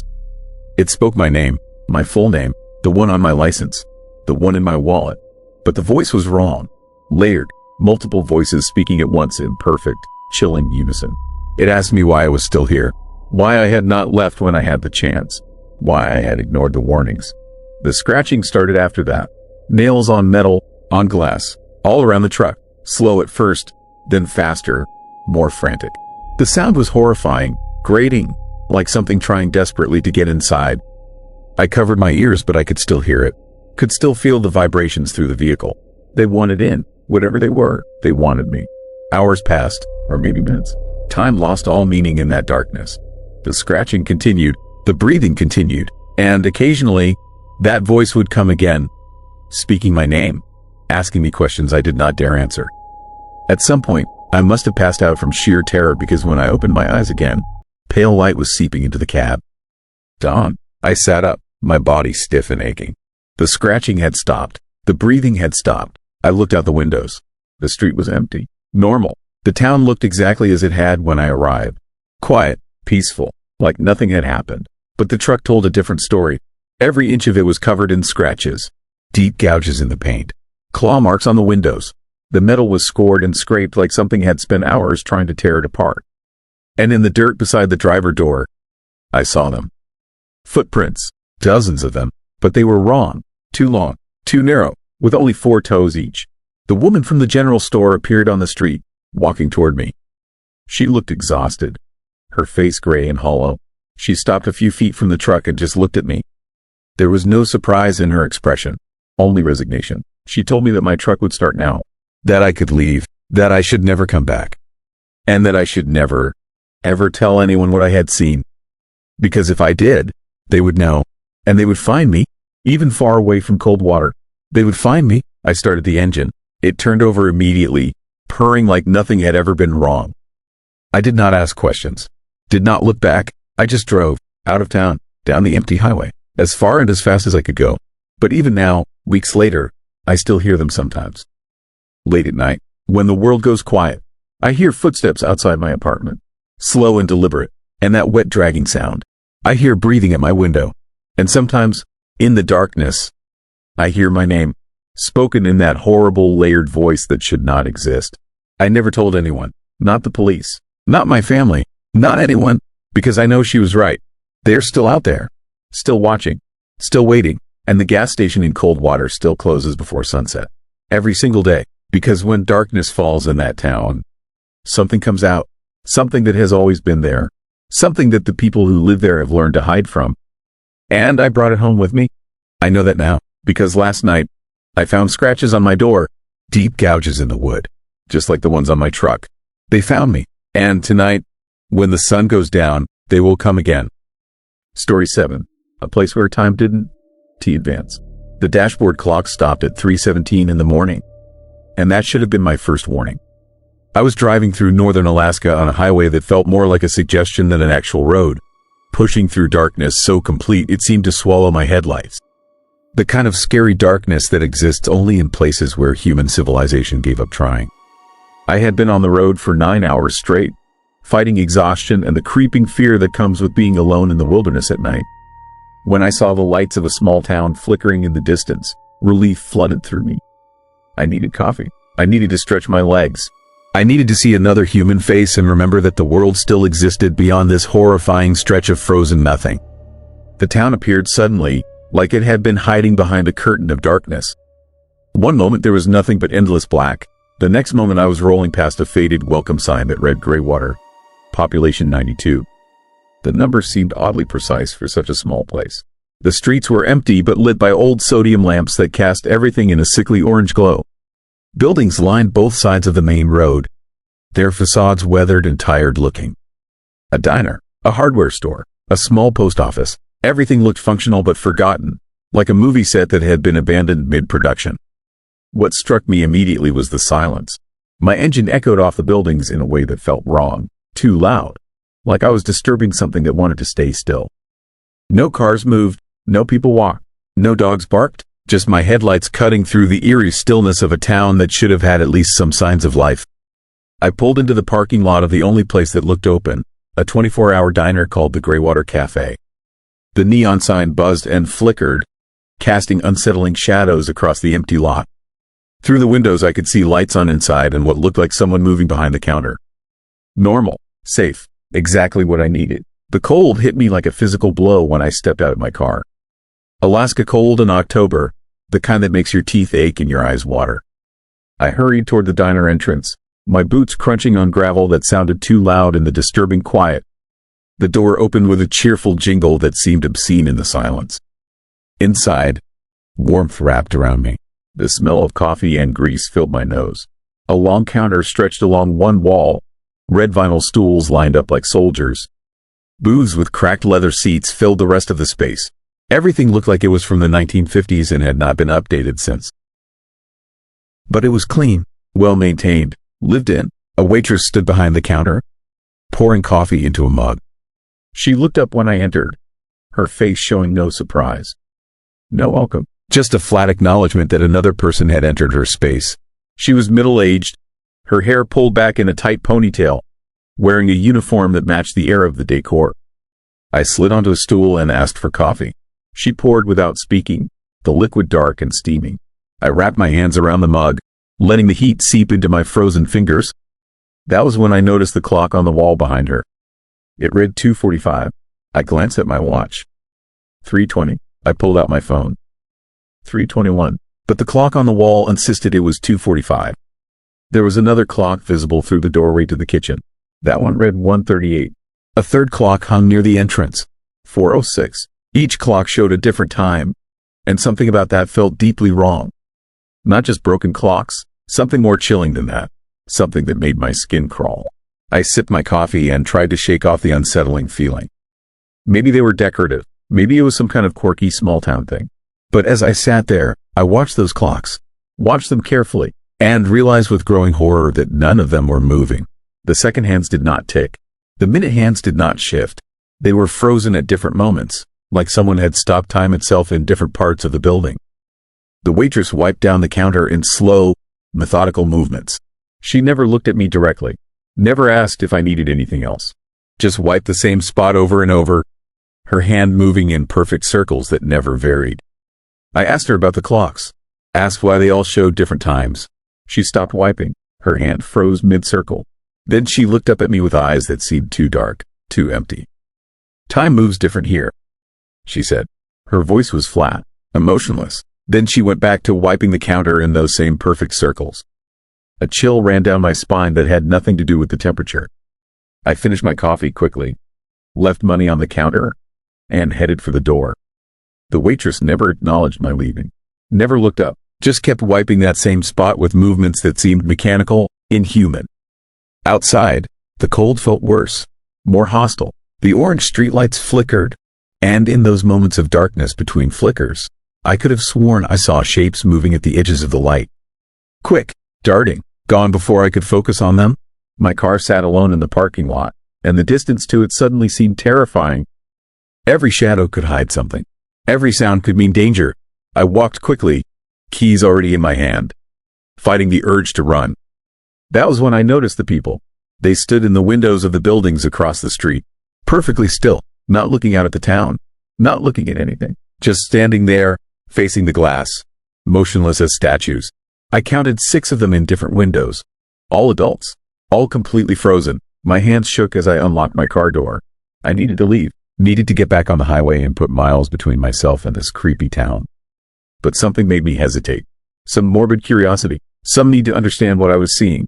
I walked across the street toward the hardware store where one of the figures stood in the window. As I got closer, details emerged. It was a man, probably in his 50s, wearing work clothes. He stood 3 feet back from the glass, his arms at his sides, his face blank. His eyes were open but unseeing, and he was not breathing. I watched his chest for a full minute. No movement, no rise and fall, nothing. I knocked on the window. No response. Knocked harder. The man did not flinch, did not blink. Might as well have been a mannequin, except mannequins do not look that disturbingly real. Fear was clawing its way up my throat now. This was not right. None of this was right. I needed to leave immediately. I turned back toward my car and froze. More figures had appeared in more windows. They filled every storefront now, every visible window. Dozens of them, all standing in the exact same position, all facing the glass, all perfectly still. My heart hammered against my ribs.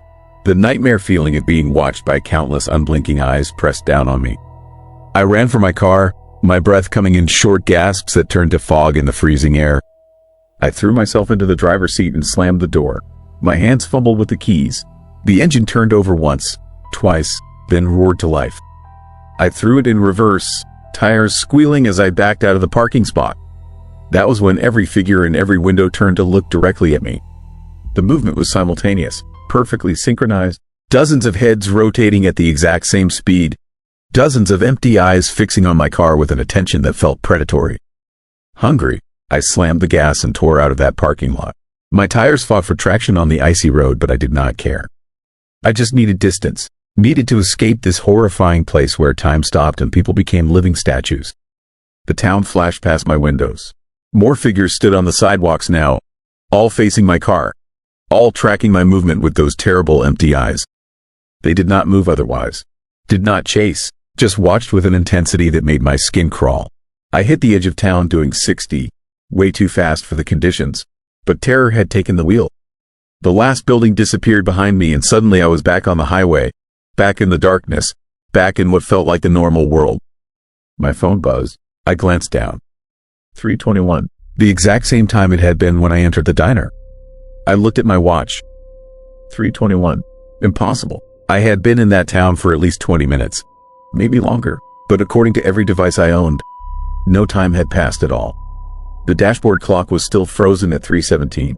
I drove for an hour, my mind racing, trying to make sense of what I had experienced, trying to rationalize it. Maybe I had been more exhausted than I thought. Maybe I had dozed off and dreamed the whole thing. But my coffee mug was still warm where I had set it in the cup holder. The receipt from the diner was still in my pocket. The fear still sat in my chest like a living thing. As the sky began to lighten with the approaching dawn, I noticed something else. My gas tank read 3/4 full, the exact same level it had been at when I pulled into Greywater. I had been driving for an hour on top of the 9 hours before that. The tank should have dropped significantly, but it had not changed at all. A horrible thought crept into my mind. What if I had not actually left? What if I was still sitting in that diner, frozen like those figures in the windows, while some part of my consciousness played out this illusion of escape? I pulled over on the side of the highway, my hands shaking so badly I could barely hold the wheel. The sky was definitely getting lighter. Dawn was coming. That had to be real. I could see the mountains in the distance, could see the trees lining the road. Everything looked normal, felt normal. I forced myself to take deep breaths, to calm down, to think rationally. Then I saw it in my rearview mirror. Far behind me, back down the highway, a cluster of orange lights glowed against the darkness. Too far to make out details, but I knew what it was. Greywater. Still there, still existing. I put the car in drive and accelerated. Watched in the mirror as those lights grew smaller. Watched until they disappeared entirely behind a curve in the road. But every few minutes, I checked the mirror. And every time, no matter how far I drove or how many curves I took, those orange lights were always there in the distance. Always the same size, always the same brightness, following me at a speed that matched mine exactly. The sun finally broke the horizon, flooding the landscape with golden light. Beautiful, normal, real. I checked the mirror again. The orange lights were gone. Just empty highway stretching behind me. Relief washed over me so intensely I nearly cried. It was over, whatever that place was. Whatever had happened there, I had escaped. I was back in the real world where time moved forward and people were not frozen statues and towns did not trap you in moments that never ended. I drove for 3 more hours before stopping at a proper truck stop outside of Fairbanks. The parking lot was full of big rigs. People moved around, talking, laughing, living. The clocks inside all showed the same time. The gas pumps worked normally. Everything was exactly as it should be. I bought a map and tried to locate Greywater, traced the highway I had been on, looked for any town between where I had started and where I ended up. There was nothing. No Greywater. No town at all for a 100-mile stretch. Just empty highway through wilderness. I asked the clerk if he knew of any small towns along that road. He looked at me strangely and said there was nothing out there. Never had been, just road and trees and mountains. But I had the receipt. I pulled it from my pocket and unfolded it. The paper was blank. Completely blank. No text. No numbers. Just white paper. My hands started shaking again. That night, in a motel room with working clocks and traffic sounds outside my window, I tried to sleep. But every time I closed my eyes, I saw those figures in the windows. Saw them turning in perfect unison to stare at me. Saw their empty eyes tracking my escape. And I wondered about something that made my blood run cold. When I had looked at the waitress in the diner, when I had watched her wipe that counter in those perfect circles, I had not seen her breathe either. Had not seen her chest rise and fall. Had not seen any sign that she was actually alive in any meaningful way. What if everyone in Greywater had become trapped? What if they had all been travelers like me who stopped in a town that should not exist, and when they tried to leave, they found they could not? What if time stopping was not just strange but was a trap? A web, a prison that looked like freedom but never let you truly escape. I got up and checked the time on my phone. 2:38. I checked my watch. 2:38. I checked the clock radio on the nightstand.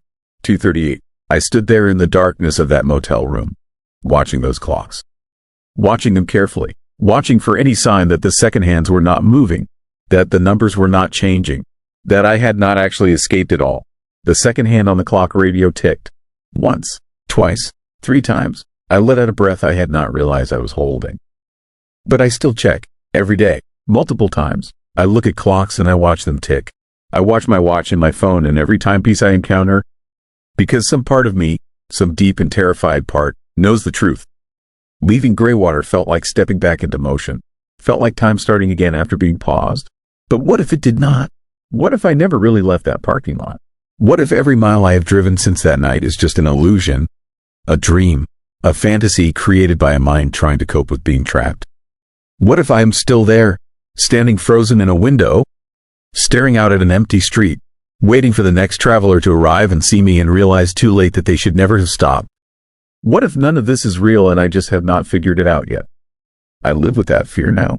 That uncertainty. That terrible knowledge that there are places where time does not advance. Where the rules we depend on do not apply. Where getting in is easy but getting out might be impossible. And sometimes, late at night when I cannot sleep, I wonder if anyone is looking for me. If anyone has noticed that I disappeared. Or if time stopped for them too. And they are all frozen in the moment before I left, waiting for me to come back, not even aware that I am gone.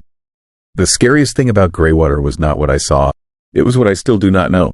Whether I escaped or whether I am still there, trapped in a moment that will never end, dreaming of freedom while my body stands motionless in a window, watching an empty street where nothing ever changes and time has forgotten how to move forward.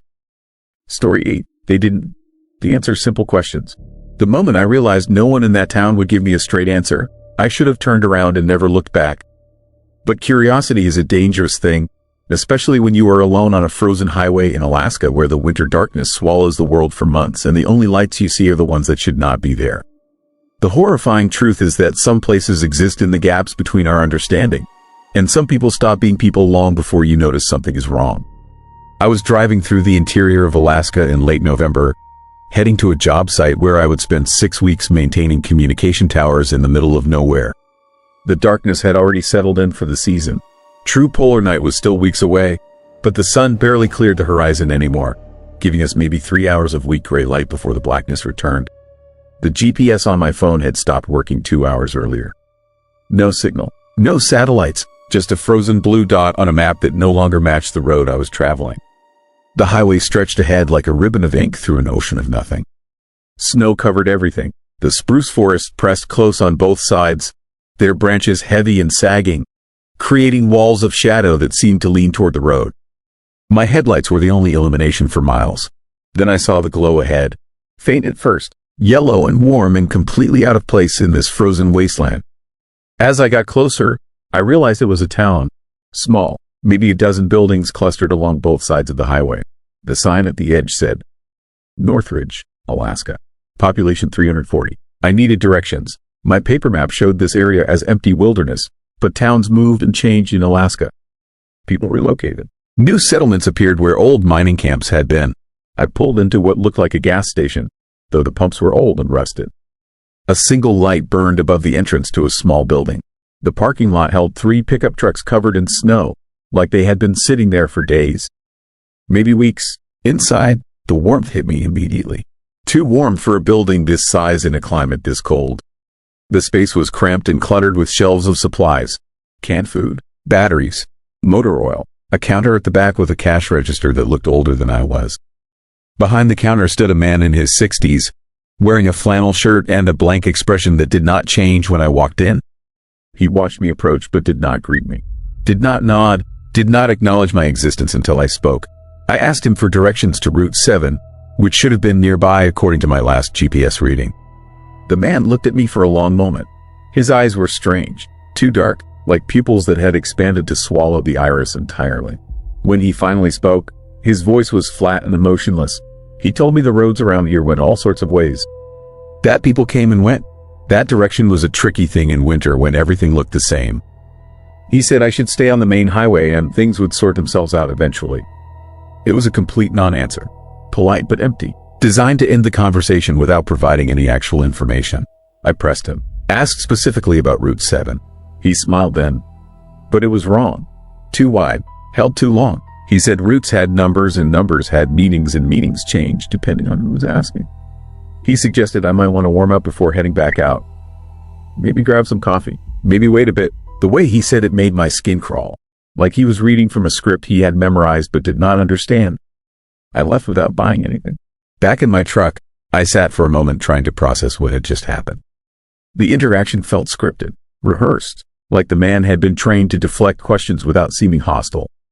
I looked at the other buildings in town, a diner with lights on but no visible customers, a small motel with a neon vacancy sign that flickered in a pattern that seemed almost rhythmic, a hardware store with darkened windows and a door that stood slightly ajar despite the freezing temperature. I decided to try the diner. Maybe someone there could give me actual directions. The place was called Miller's Roadside, painted in faded letters on the front window. When I pushed open the door, a small bell chimed. The interior was clean and well-maintained. Red vinyl booths, a long counter with chrome stools, a kitchen visible through a pass-through window, and 4 people sitting in different booths, all alone, all staring at plates of food they were not eating. A waitress appeared from the kitchen. She was young, maybe mid-20s, with blonde hair pulled back in a ponytail and that same blank expression I had seen on the gas station attendant. She welcomed me in a voice that sounded like she was reading off a card. Asked if I wanted a table. I told her I just needed directions. Her smile did not waver. She said the roads around here were complicated. That winter made everything look different. That maybe I should sit down and have something warm before making any decisions about where to go next. The creepy thing was how reasonable it all sounded. She was not being rude. She was not refusing to help. She was just deflecting in a way that felt intentional but not aggressive. Like she had been programmed to keep conversations moving in circles without ever reaching a conclusion. I asked her directly about Route 7. She tilted her head slightly, like a dog hearing a strange sound. She said routes were just suggestions. That roads went where they wanted to in Alaska. That fighting against the land was never a good idea. I looked at the other people in the diner. None of them had moved. None of them looked up. They just sat there, staring at their plates, forks in hand, completely still. The horrifying realization started to creep in. Something was deeply wrong with this town, with these people, with the way they spoke and moved and avoided giving any real information. It was like watching actors who had learned their parts phonetically without understanding the language. I backed toward the door. The waitress followed me with her eyes but not her body, just her head turning to track my movement while the rest of her remained frozen in place. She asked if I was sure I did not want to stay. Her voice had not changed in pitch or tone. Still cheerful, still welcoming, still completely empty of any genuine emotion.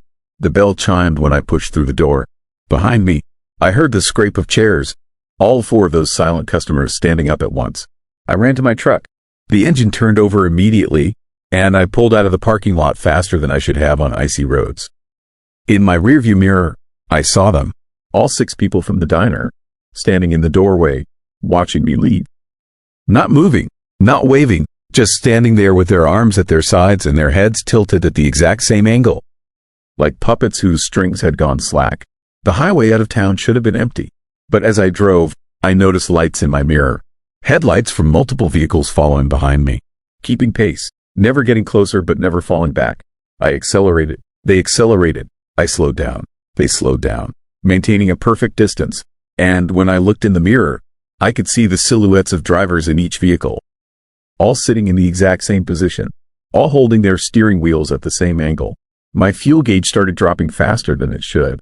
The temperature gauge climbed into the red despite the freezing air outside.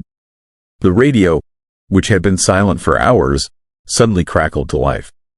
No music, no voices, just a low humming sound that seemed to pulse in rhythm with my heartbeat.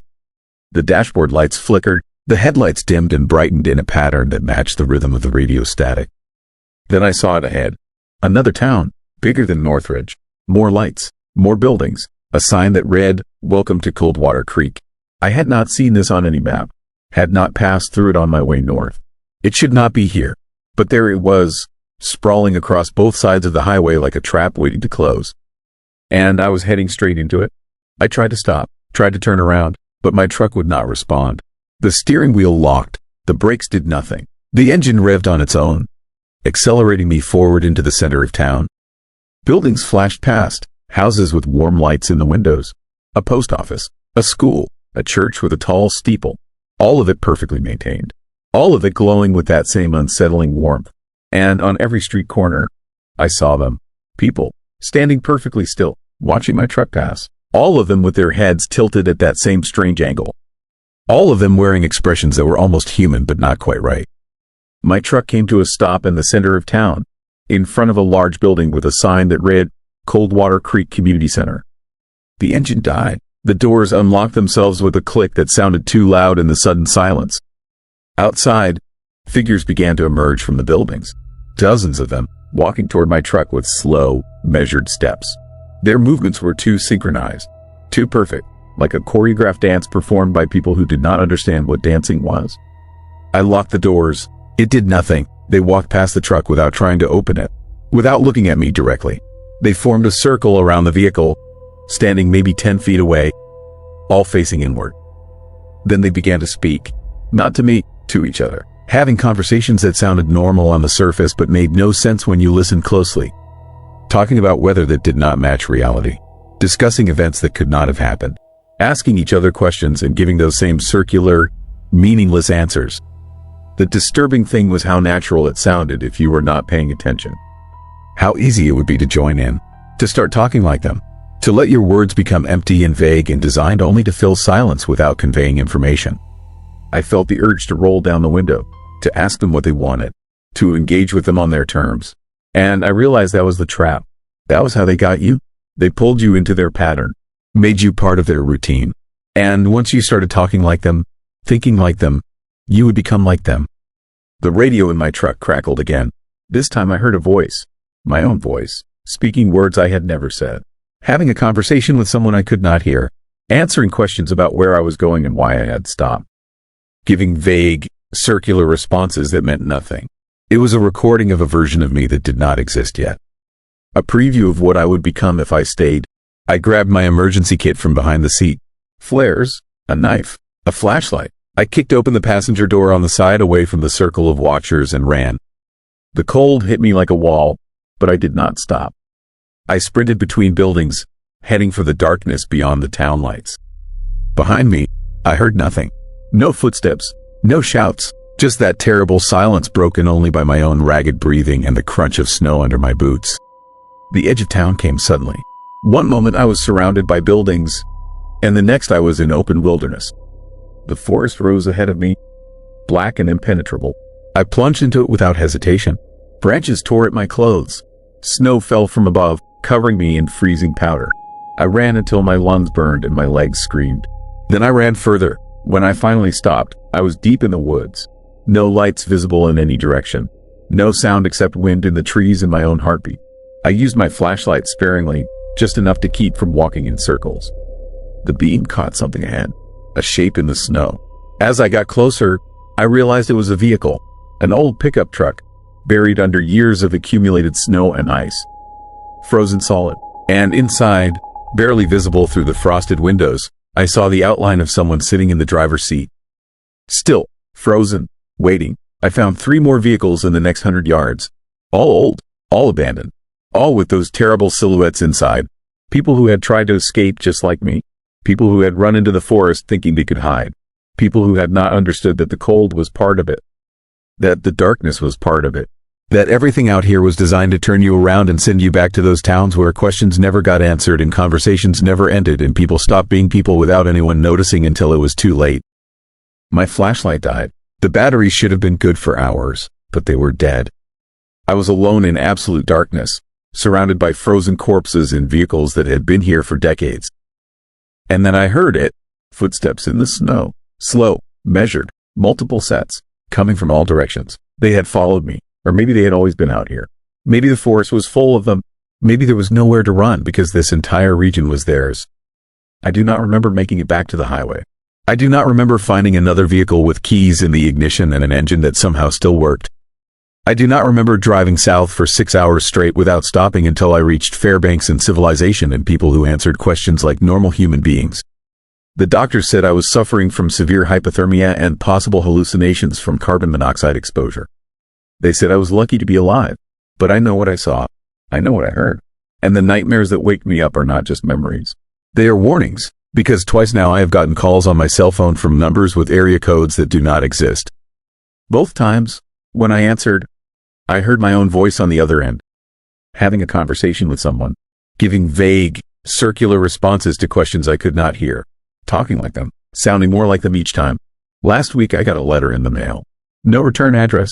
Inside was a brochure for Coldwater Creek, Alaska.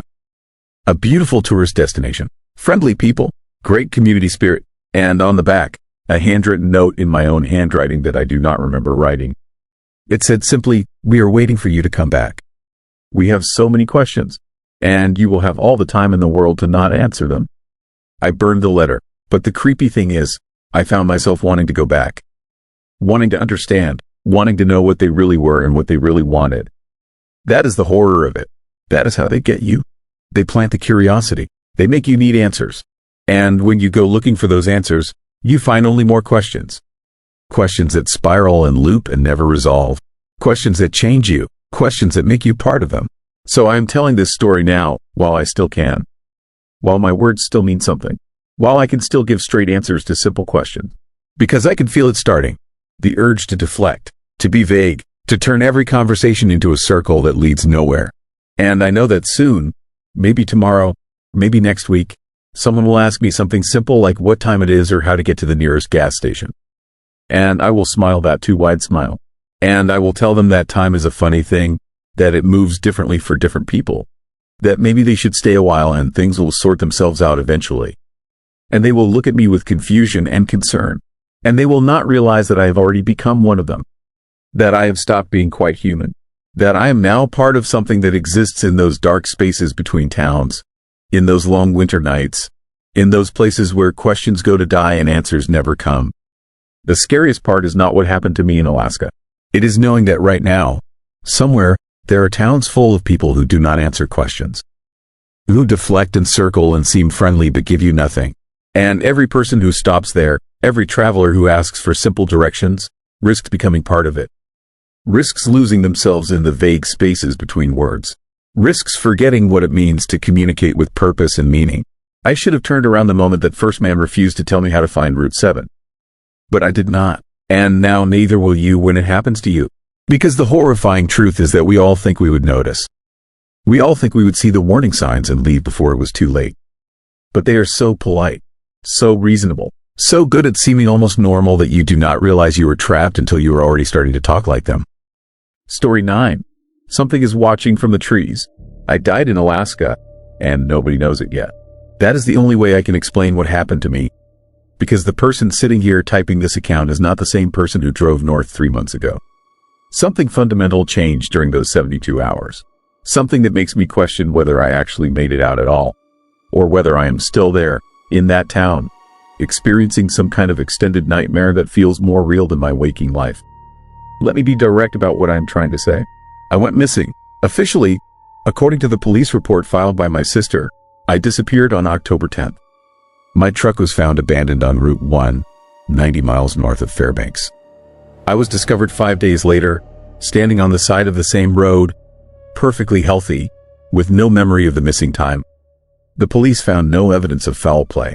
No body, no crime, just me, standing there, looking at my own truck like I had never seen it before. But I know what happened. I know where those 5 days went. And I know that part of me never came back from that place. It started because I took a wrong turn. I was driving a long-haul route from Seattle to Prudhoe Bay, carrying industrial equipment for an oil company. The drive itself was straightforward enough. I had made the route before. I knew the highways. I knew the dangers. I knew to stock up on supplies before heading into the remote stretches where civilization is just a memory and the wilderness becomes something darker and more deliberate than simple empty land. But I was tired, genuinely exhausted. I had been pushing myself for weeks, taking back-to-back jobs to build up savings for a down payment on a house. My concentration was shot. My reflexes were slow, and around 2 in the afternoon on October 10th, I missed the turn that would have taken me to the main highway north. Instead, I took a smaller route, a logging road that looked legitimate on my GPS. The GPS showed it running parallel to my intended route, adding maybe 20 minutes to the drive. But nothing catastrophic. I turned onto it without hesitation.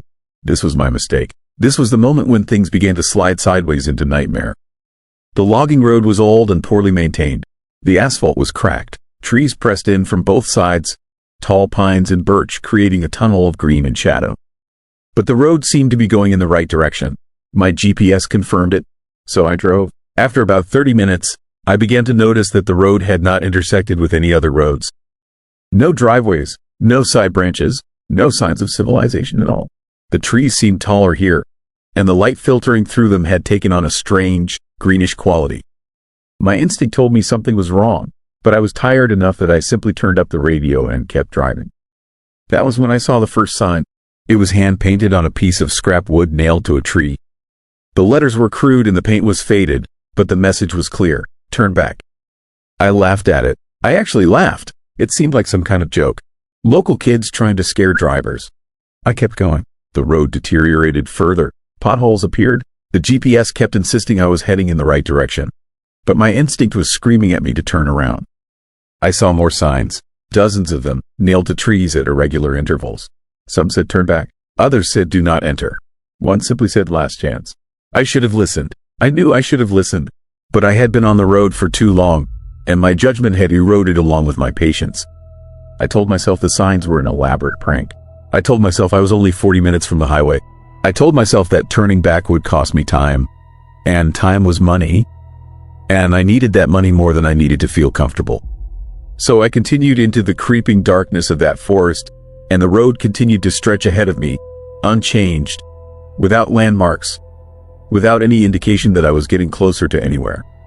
The trees began to look wrong, not diseased, but purposeful, like they had been arranged deliberately. The shadows between them seemed deeper than shadows should be, and the light had taken on a quality that made my eyes hurt after a while. After what felt like 3 hours of driving that should have taken 45 minutes, I saw the town. It appeared suddenly, as if the forest had simply opened its hands and released it.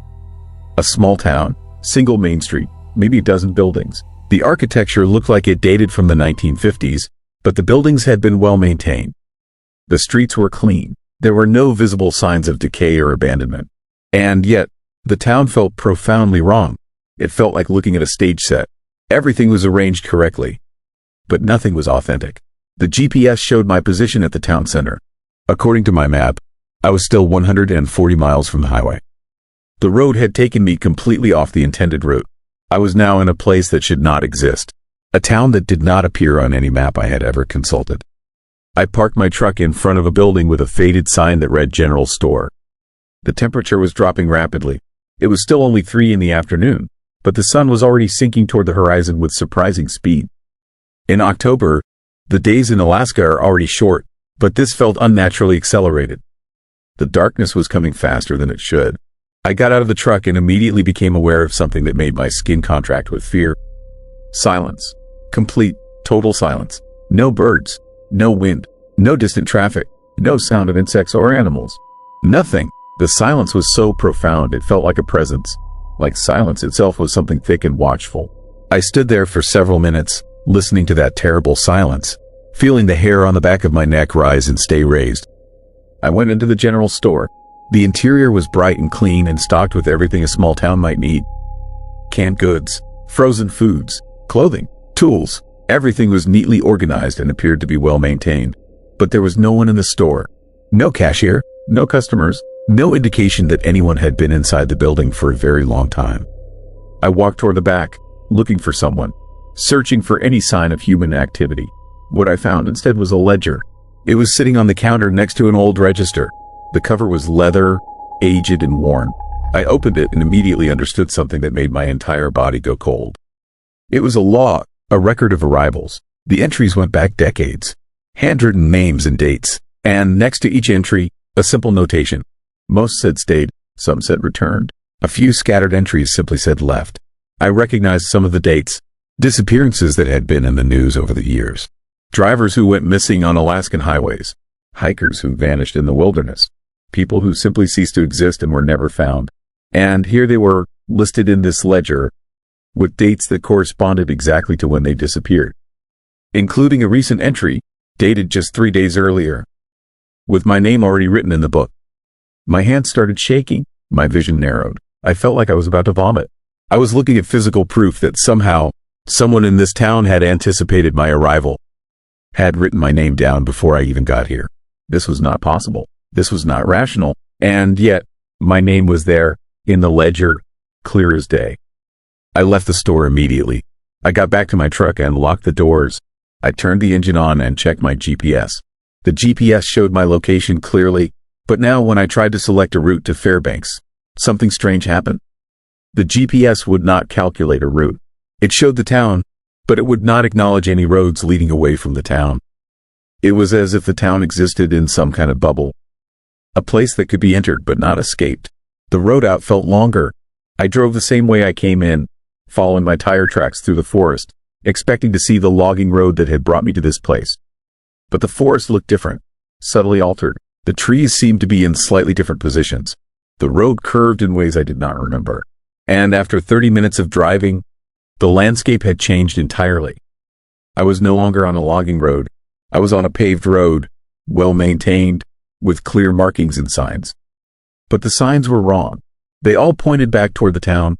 I turned around and drove in the opposite direction. The road continued for about an hour, then curved back toward the town again. I tried this multiple times. Each road led back to the same place. Each direction brought me back to the same clustered buildings and the same terrible, watching silence. Fear had started to become something I could taste, sharp and metallic, like pennies on my tongue. By the time the sun set, I had accepted that I could not leave. The realization came with a sick clarity. I was trapped here, possibly for good, possibly for as long as the town required me to stay.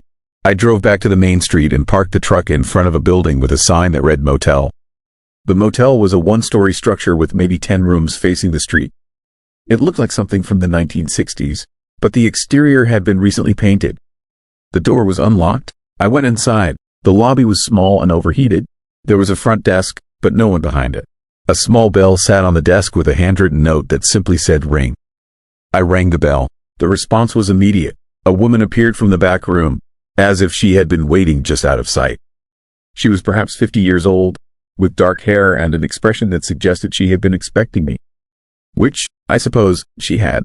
After all, my name was already in the ledger. She did not ask for payment or identification. She simply handed me a key attached to a small wooden handle carved with the number 5. She smiled at me, and in that smile, I saw something that went beyond mere friendliness. I saw recognition. I saw pity. I saw the knowing look of someone who understands exactly what kind of trouble you're in and has decided there is nothing to be done about it. I took the key and walked to room 5. The door opened onto a small but clean space. Bed, bathroom, small window looking out onto the dark street. I locked the door, checked the lock multiple times, and sat on the bed in the gathering darkness. As night fell completely, the town changed. Lights came on in the buildings across the street.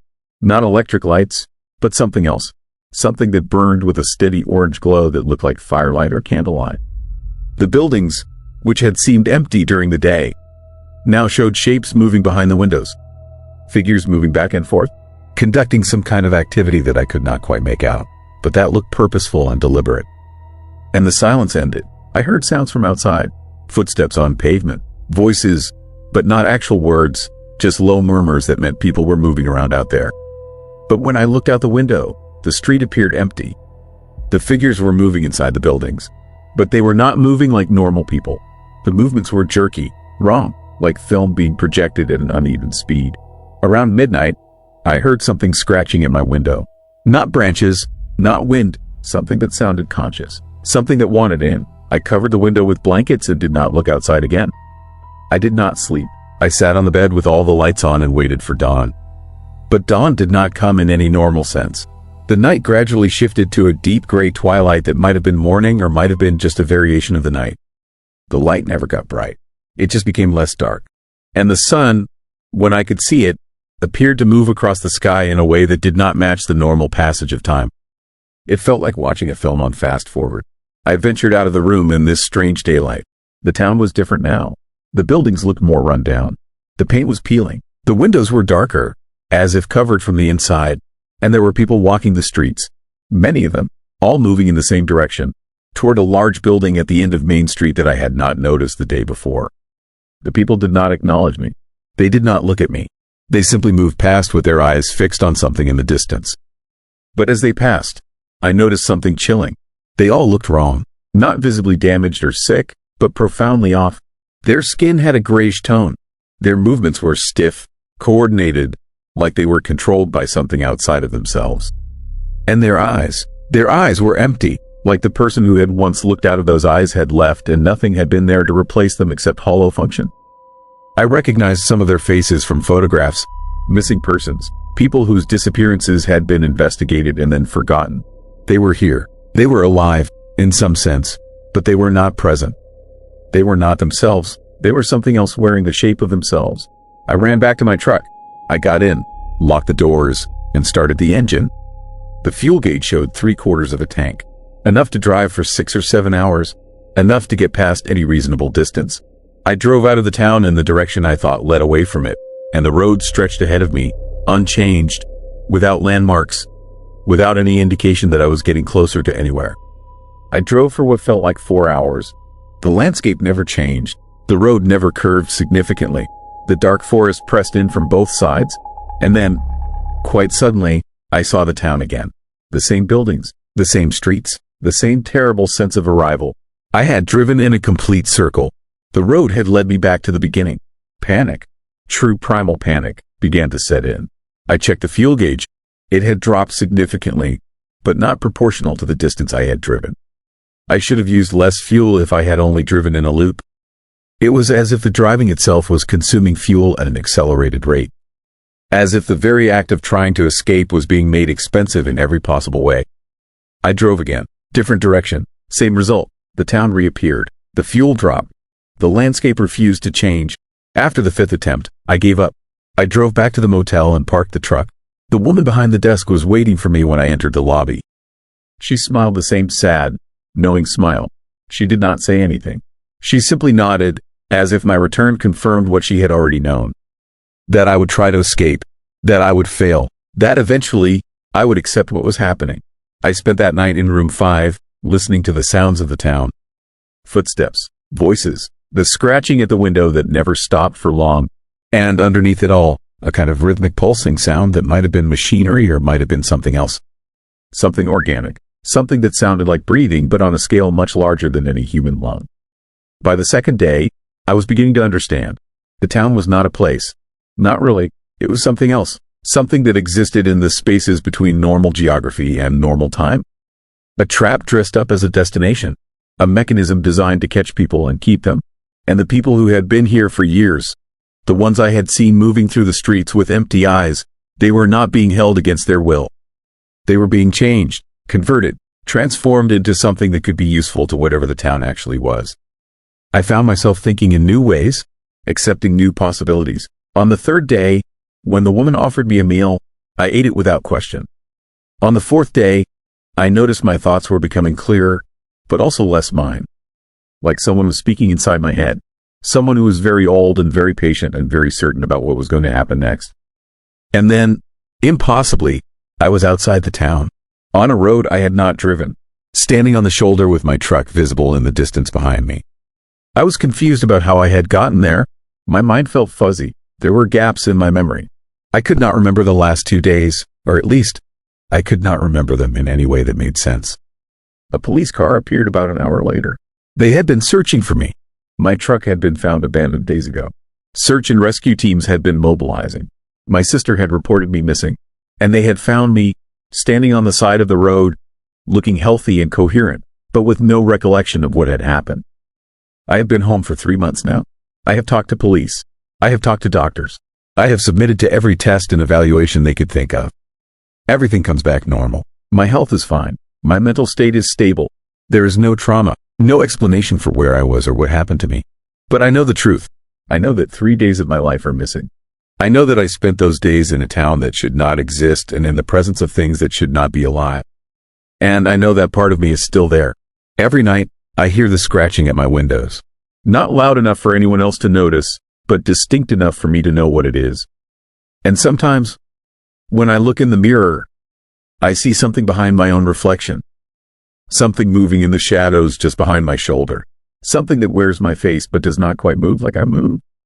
I have received mail addressed to someone I do not know. Travel guides for small towns in remote areas. Maps with certain locations circled. And last week, an invitation. It was printed on paper that felt like it had been preserved for decades. It was an invitation to return, to come back to the town, to finally stay for good. The invitation was signed by every person who had ever disappeared in Alaska. Every name from the ledger, and my name was listed first. I know that eventually, I will drive north again. That some part of me, the part that is no longer entirely human, will compel me to go back. And when I do, I will not try to escape. I will not panic. I will accept what is happening, and I will become like all the others. I will join the town permanently, and I will help it find the next person. The horrifying thing is not that I am afraid of this. The horrifying thing is that I am not. Something is watching from the trees, from the shadows, from inside my own mind. And it is patient. It is hungry, and it is absolutely certain that I will see the inside of that town again. And this time, I will never leave. Story 10. No one admitted the town was strange. The strangest part about Mercy Point was that nobody who lived there seemed to think anything was wrong. That realization hit me on my second day in town, and it has haunted me every night since. I had driven into that tiny Alaskan coastal settlement during a January snowstorm, my rental car sputtering on its last fumes, desperate for shelter and gas. What I found was a town of 300 people who acted like everything was completely normal, even though nothing about Mercy Point was normal at all. And that terrifying gap between reality and their collective denial became the most disturbing thing I have ever experienced. The first sign should have been the gas station. It sat at the edge of town, a small building with pumps that looked decades old. But when I pulled up at 9 in the evening, the place was packed. Every pump had a car. Every car had someone filling up. In the middle of nowhere, Alaska, in a blizzard, at 9 at night, there were 15 vehicles all getting gas at the exact same time. I waited 20 minutes before a spot opened up. Nobody spoke to each other. Nobody acknowledged the strangeness of this midnight rush. They just filled their tanks with mechanical precision and drove away into the darkness, headlights disappearing into the swirling snow. Inside the station, a woman in her 50s smiled at me from behind the counter. She asked about my trip in a pleasant voice, recommended the motel down the street, and sold me a coffee that tasted like it had been brewing for days. Everything about the interaction was normal, aggressively normal, but through the window behind her, I could see something that made my skin crawl. Every single car that had left the gas station was parked along Main Street now. All 15 of them, lined up in perfect order, and their drivers were standing outside in the freezing wind, facing the same direction, looking at something I could not see from where I stood. I asked the woman what they were looking at. She glanced over her shoulder with that same pleasant smile and told me they were probably watching the northern lights. The aurora was beautiful this time of year. Then she went back to organizing lottery tickets, humming softly to herself. But there were no northern lights that night. The sky was completely obscured by clouds and falling snow. And the people outside were not looking up. They were looking straight ahead, at eye level, at something in the darkness between buildings. I paid for my coffee and left quickly, that first thread of fear beginning to wind around my chest. The motel was called the Starlight Inn, a single-story building with 12 rooms painted pale blue. The parking lot had exactly 11 cars in it, all parked with mathematical precision, equal spacing between each vehicle. The office was unlocked but empty. A bell sat on the counter with a small sign that read "Ring for service." I rang it 3 times before a man appeared from the back room, moving with slow, deliberate steps. He checked me in without asking for identification or a credit card, just handed me a key to room 7 and told me breakfast was at 8 sharp. Not around 8, not between 7 and 9, 8 sharp. The precision of it felt wrong, but I could not articulate why. Room 7 was clean, sparse, and freezing cold despite the radiator that clanked and hissed in the corner. I cranked up the heat and sat on the bed, trying to shake the creeping unease that had followed me since the gas station. Through the thin curtains, I could see the other motel rooms. Every single one had its lights on. Every single one had someone moving around inside, visible as shadows against the curtains. And every single person seemed to be doing the same thing at the same time. At 10:15, all the shadows sat down. At 10:30, they all stood up. At 10:45, they all moved to their windows and stood there, perfectly still, for exactly 5 minutes before returning to whatever synchronized routine governed their lives. I told myself I was reading too much into things. Small towns had rhythms, habits, routines that might seem strange to outsiders. People in isolated places developed odd customs. There was nothing sinister about it. But even as I tried to rationalize what I was seeing, my hands were shaking. My instincts were screaming that something was deeply, fundamentally wrong with Mercy Point. And the fact that everyone here acted like this was perfectly normal made it so much worse than any obvious horror could have been. Sleep was impossible. At midnight, I heard footsteps outside my room. Multiple sets, walking in synchronized rhythm. I crept to the window and peered through a gap in the curtains. The motel guests were outside, all 11 of them, walking in a single file line toward the center of town. They were dressed in winter coats and boots, moving with that same mechanical precision I had seen at the gas station. Nobody spoke. Nobody looked around. They just walked, their breath misting in the frigid air, disappearing into the darkness beyond the streetlights. I should have stayed in my room. Every survival instinct I possessed told me to lock the door and wait for morning. But the journalist in me, the part that had always pushed me toward uncomfortable truths, would not let this go. I dressed quickly and followed them, keeping to the shadows, my heart hammering against my ribs. The fear was electric, crawling across my skin like insects, but I had to know. I had to understand what was happening in this town where everyone pretended nothing was wrong. They led me to the town square, a small park with a gazebo in the center. And there, I saw something that redefined my understanding of terror. The entire town was gathered, 300 people standing in perfect concentric circles around the gazebo, all facing inward, all perfectly silent. Children stood next to their parents. Elderly residents stood next to teenagers. Everyone was there. Everyone was participating. And in the center of the gazebo, illuminated by a single street light, was nothing. Just empty space. But every person in that crowd was staring at it with absolute focus, like they were watching the most important thing in the world. I hid behind a truck at the edge of the square, watching this nightmare unfold. Minutes passed. 5, 10, 15. Nobody moved. Nobody made a sound. They just stood there in the freezing wind and falling snow, staring at nothing, acting like this was the most normal thing in the world. And the longer I watched, the more I began to feel it. A pressure in the air. A weight that seemed to press down on my skull. Something was in that gazebo. Something invisible. Something that everyone in Mercy Point could perceive except me. And they were worshiping it. At 12:30 exactly, they dispersed. Not gradually, but all at once, like a switch had been flipped. People turned and walked back to their homes. Their cars, their motel rooms, moving with the same synchronized precision. Conversation started up as they walked. Normal chatter about weather and work and family.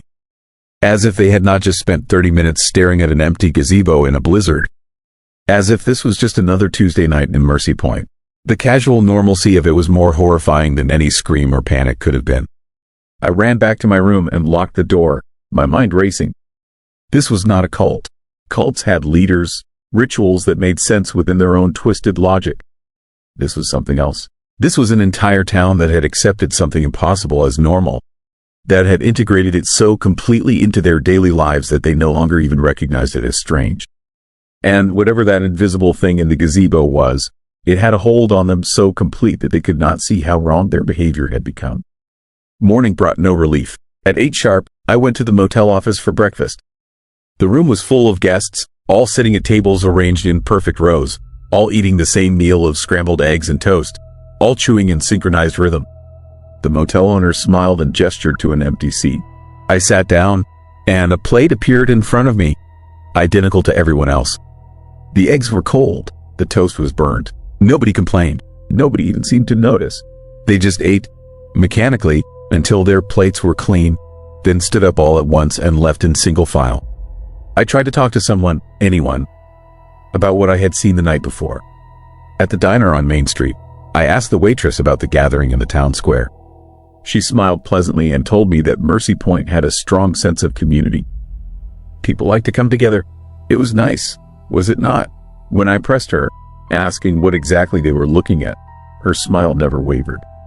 She suggested I try the pie. It was homemade. Then she walked away, humming that same tune the gas station attendant had been humming.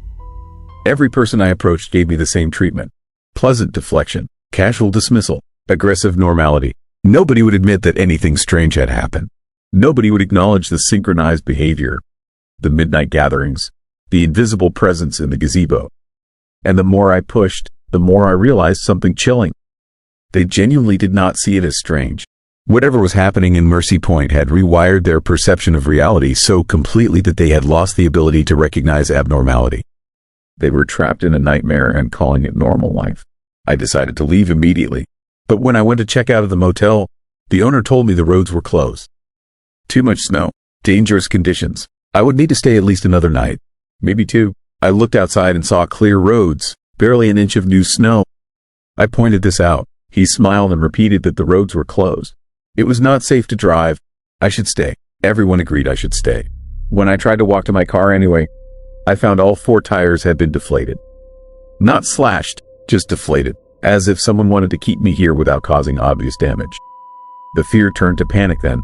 I was trapped in a town full of people who refused to acknowledge that anything was wrong, with something invisible controlling their every move. I spent the second day searching for answers, exploring the town while trying not to attract attention. I found strange things everywhere. All the clocks in town were synchronized to the second. All the houses had the exact same furniture arrangement in their front rooms. All the cars were the same make and model from the same year, just different colors. Mercy Point was not just acting normal. It had become aggressively, impossibly uniform, and nobody saw it as anything but ordinary. That night, the gathering happened again. Same time, same place, same silent crowd staring at the empty gazebo. But this time, I felt it more strongly. The pressure in the air, the weight of an unseen presence. And I realized with creeping horror that the longer I stayed in Mercy Point, the more I could feel what they were feeling. The town was trying to absorb me, to make me part of its synchronized nightmare, to rewrite my perception until I too would stand in the snow and stare at nothing and call it normal. I saw my chance during the gathering. Everyone was in the square. The gas station would be empty. I ran there through back alleys, found an air pump, and inflated my tires with shaking hands. The town stayed silent behind me. 300 people focused on their invisible god. I threw myself into the car and floored the accelerator, tires spinning on ice before catching. The car lurched forward onto the highway, and I did not look back. But as I drove away, I saw something in my rearview mirror that has haunted me ever since. The crowd had turned. All 300 people had rotated as one to face my direction. They were not chasing me. They were not angry. They were just watching me leave with expressions of mild disappointment, like I had declined an invitation to a pleasant dinner party. And in that moment, I understood the true horror of Mercy Point. Whatever controlled that town was not violent. It did not need to be. It just made people forget that anything was wrong. It normalized the impossible until resistance became unthinkable. I drove for 6 hours straight to Anchorage. I filed a report with the state police. They found no record of strange activity in Mercy Point. The town was known for being quiet, peaceful, a nice place to raise a family. When I described what I had seen, the officer smiled pleasantly and suggested I had been stressed from the long drive. Small towns could seem strange to outsiders. There was nothing to worry about. Everything was normal, and the way he said it, the casual dismissal, The pleasant tone sent ice through my veins. Because I recognized that response. I had heard it from everyone in Mercy Point. I left Alaska the next day. I never went back, but sometimes late at night, I catch myself doing things in synchronized rhythm with my neighbors. Turning on lights at the same time, leaving for work at the exact same moment, eating dinner while everyone on my street eats dinner. And I have to stop and ask myself if this is normal. If this is just coincidence, or if Mercy Point got its hooks into me after all.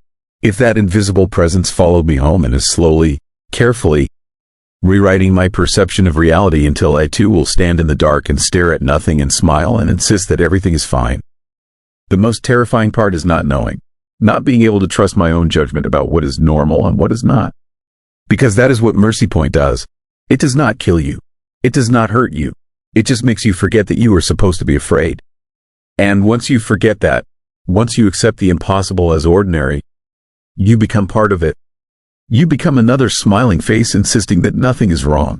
Another voice spreading the comfortable lie that everything is normal. And maybe that is the worst horror of all. Not the monster you can see and fight, but the one that convinces you monsters do not exist at all. Small towns like these don't disappear. They just stop being talked about. Midnight Whispers Stories documents the places people leave behind, and the ones that never really let you leave. Subscribe now, because the next town might feel uncomfortably familiar.